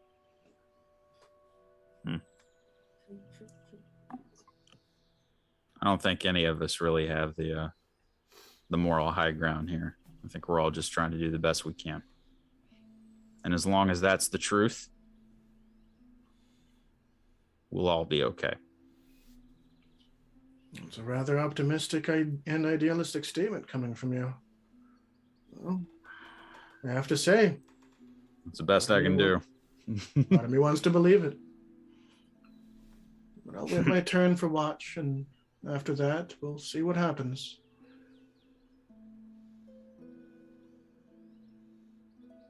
He just kind of nods.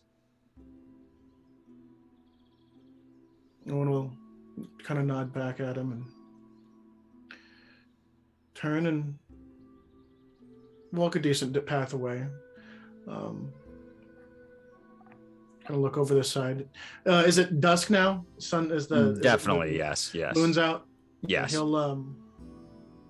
look up at the stars and I think he'll look up at the stars and he'll pull something out of his cloak and look at it, and put it back in, and just kind of wait.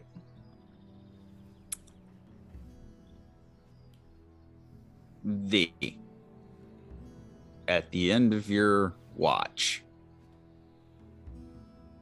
you see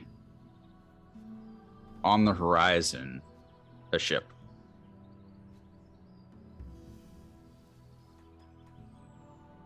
Tell anything about it? Color of the sails, where it's going. Using the spyglass up there, give me an investigation check. My favorite. Nat 20.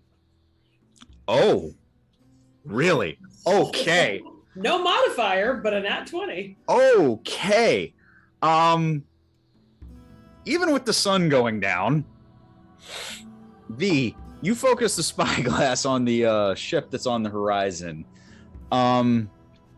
You catch white sails. It is definitely a ship. It's the same size as the Siren's Flame. You don't notice anything at first. You see deckhands scurrying. It's still a couple miles off, but it's one of those cases, if you can see them, they can see you.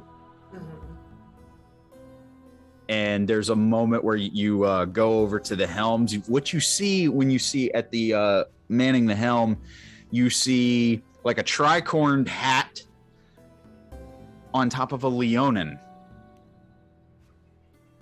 Well-dressed. Kind of like a burgundy and gold with a cutlass, a rapier at his side. And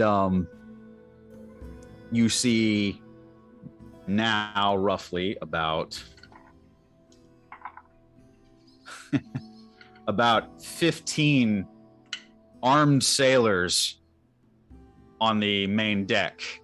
And the last thing that you notice is colors being hoisted up of a black flag with red crossbones across.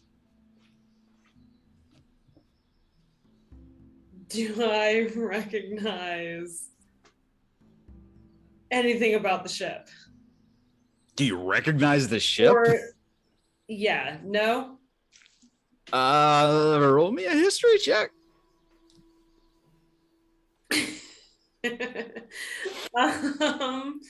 All right. No modifier to that. 16. Doesn't look familiar. Okay. But I see a black skull and crossbones. Black, you see basically a Jolly Roger, except it's red. And where it would be a human skull, it's actually more of like a cat-like skull. Oh, Captain! Oh, there! You see something? Something. I'll explain to him exactly what I see.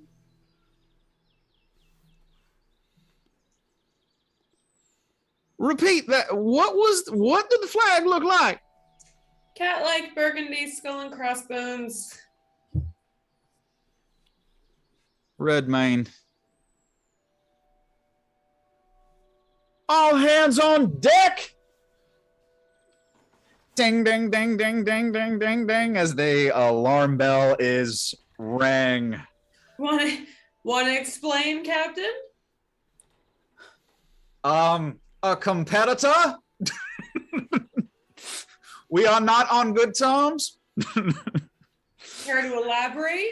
Does this competitor have a name? It means we're killing people. Captain Redmayne. The only thing that you need to know is he does not take survivors. Better not be a survivor then. 2 arms.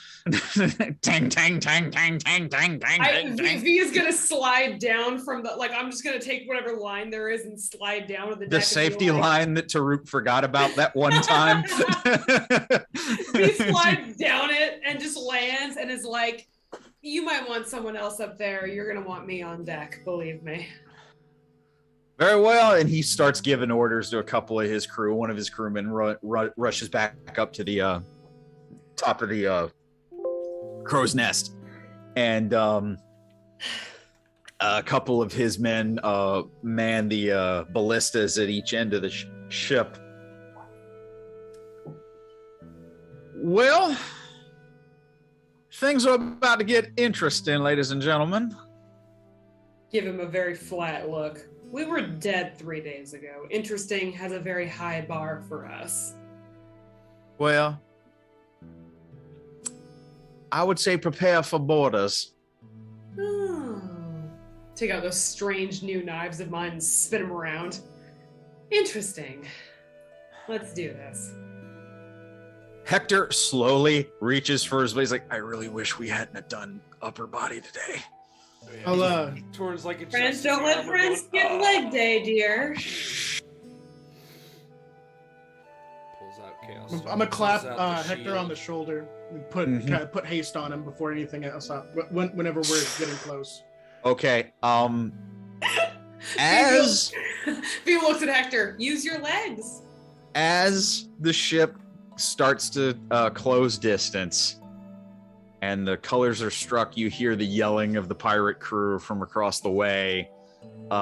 Ramsey's crew comes to arms as Nat comes back up from the lower decks. That's where we're going to pick up next week. Love it. Well, this is gonna be fun. Oh, I'm excited. Oh, I'm almost excited for the pirates. I have so some shit to work ship through. battle. Yeah, guys. All right, Corrales, get those cantrips ready. Start something crazy. Owen, don't die because you don't have cantrips. Oh no! That's Yeah. Oh yeah. It's all right. I've got a plan. It's not a great plan. Don't but worry, honey. I'll protect you. Have a Corrales.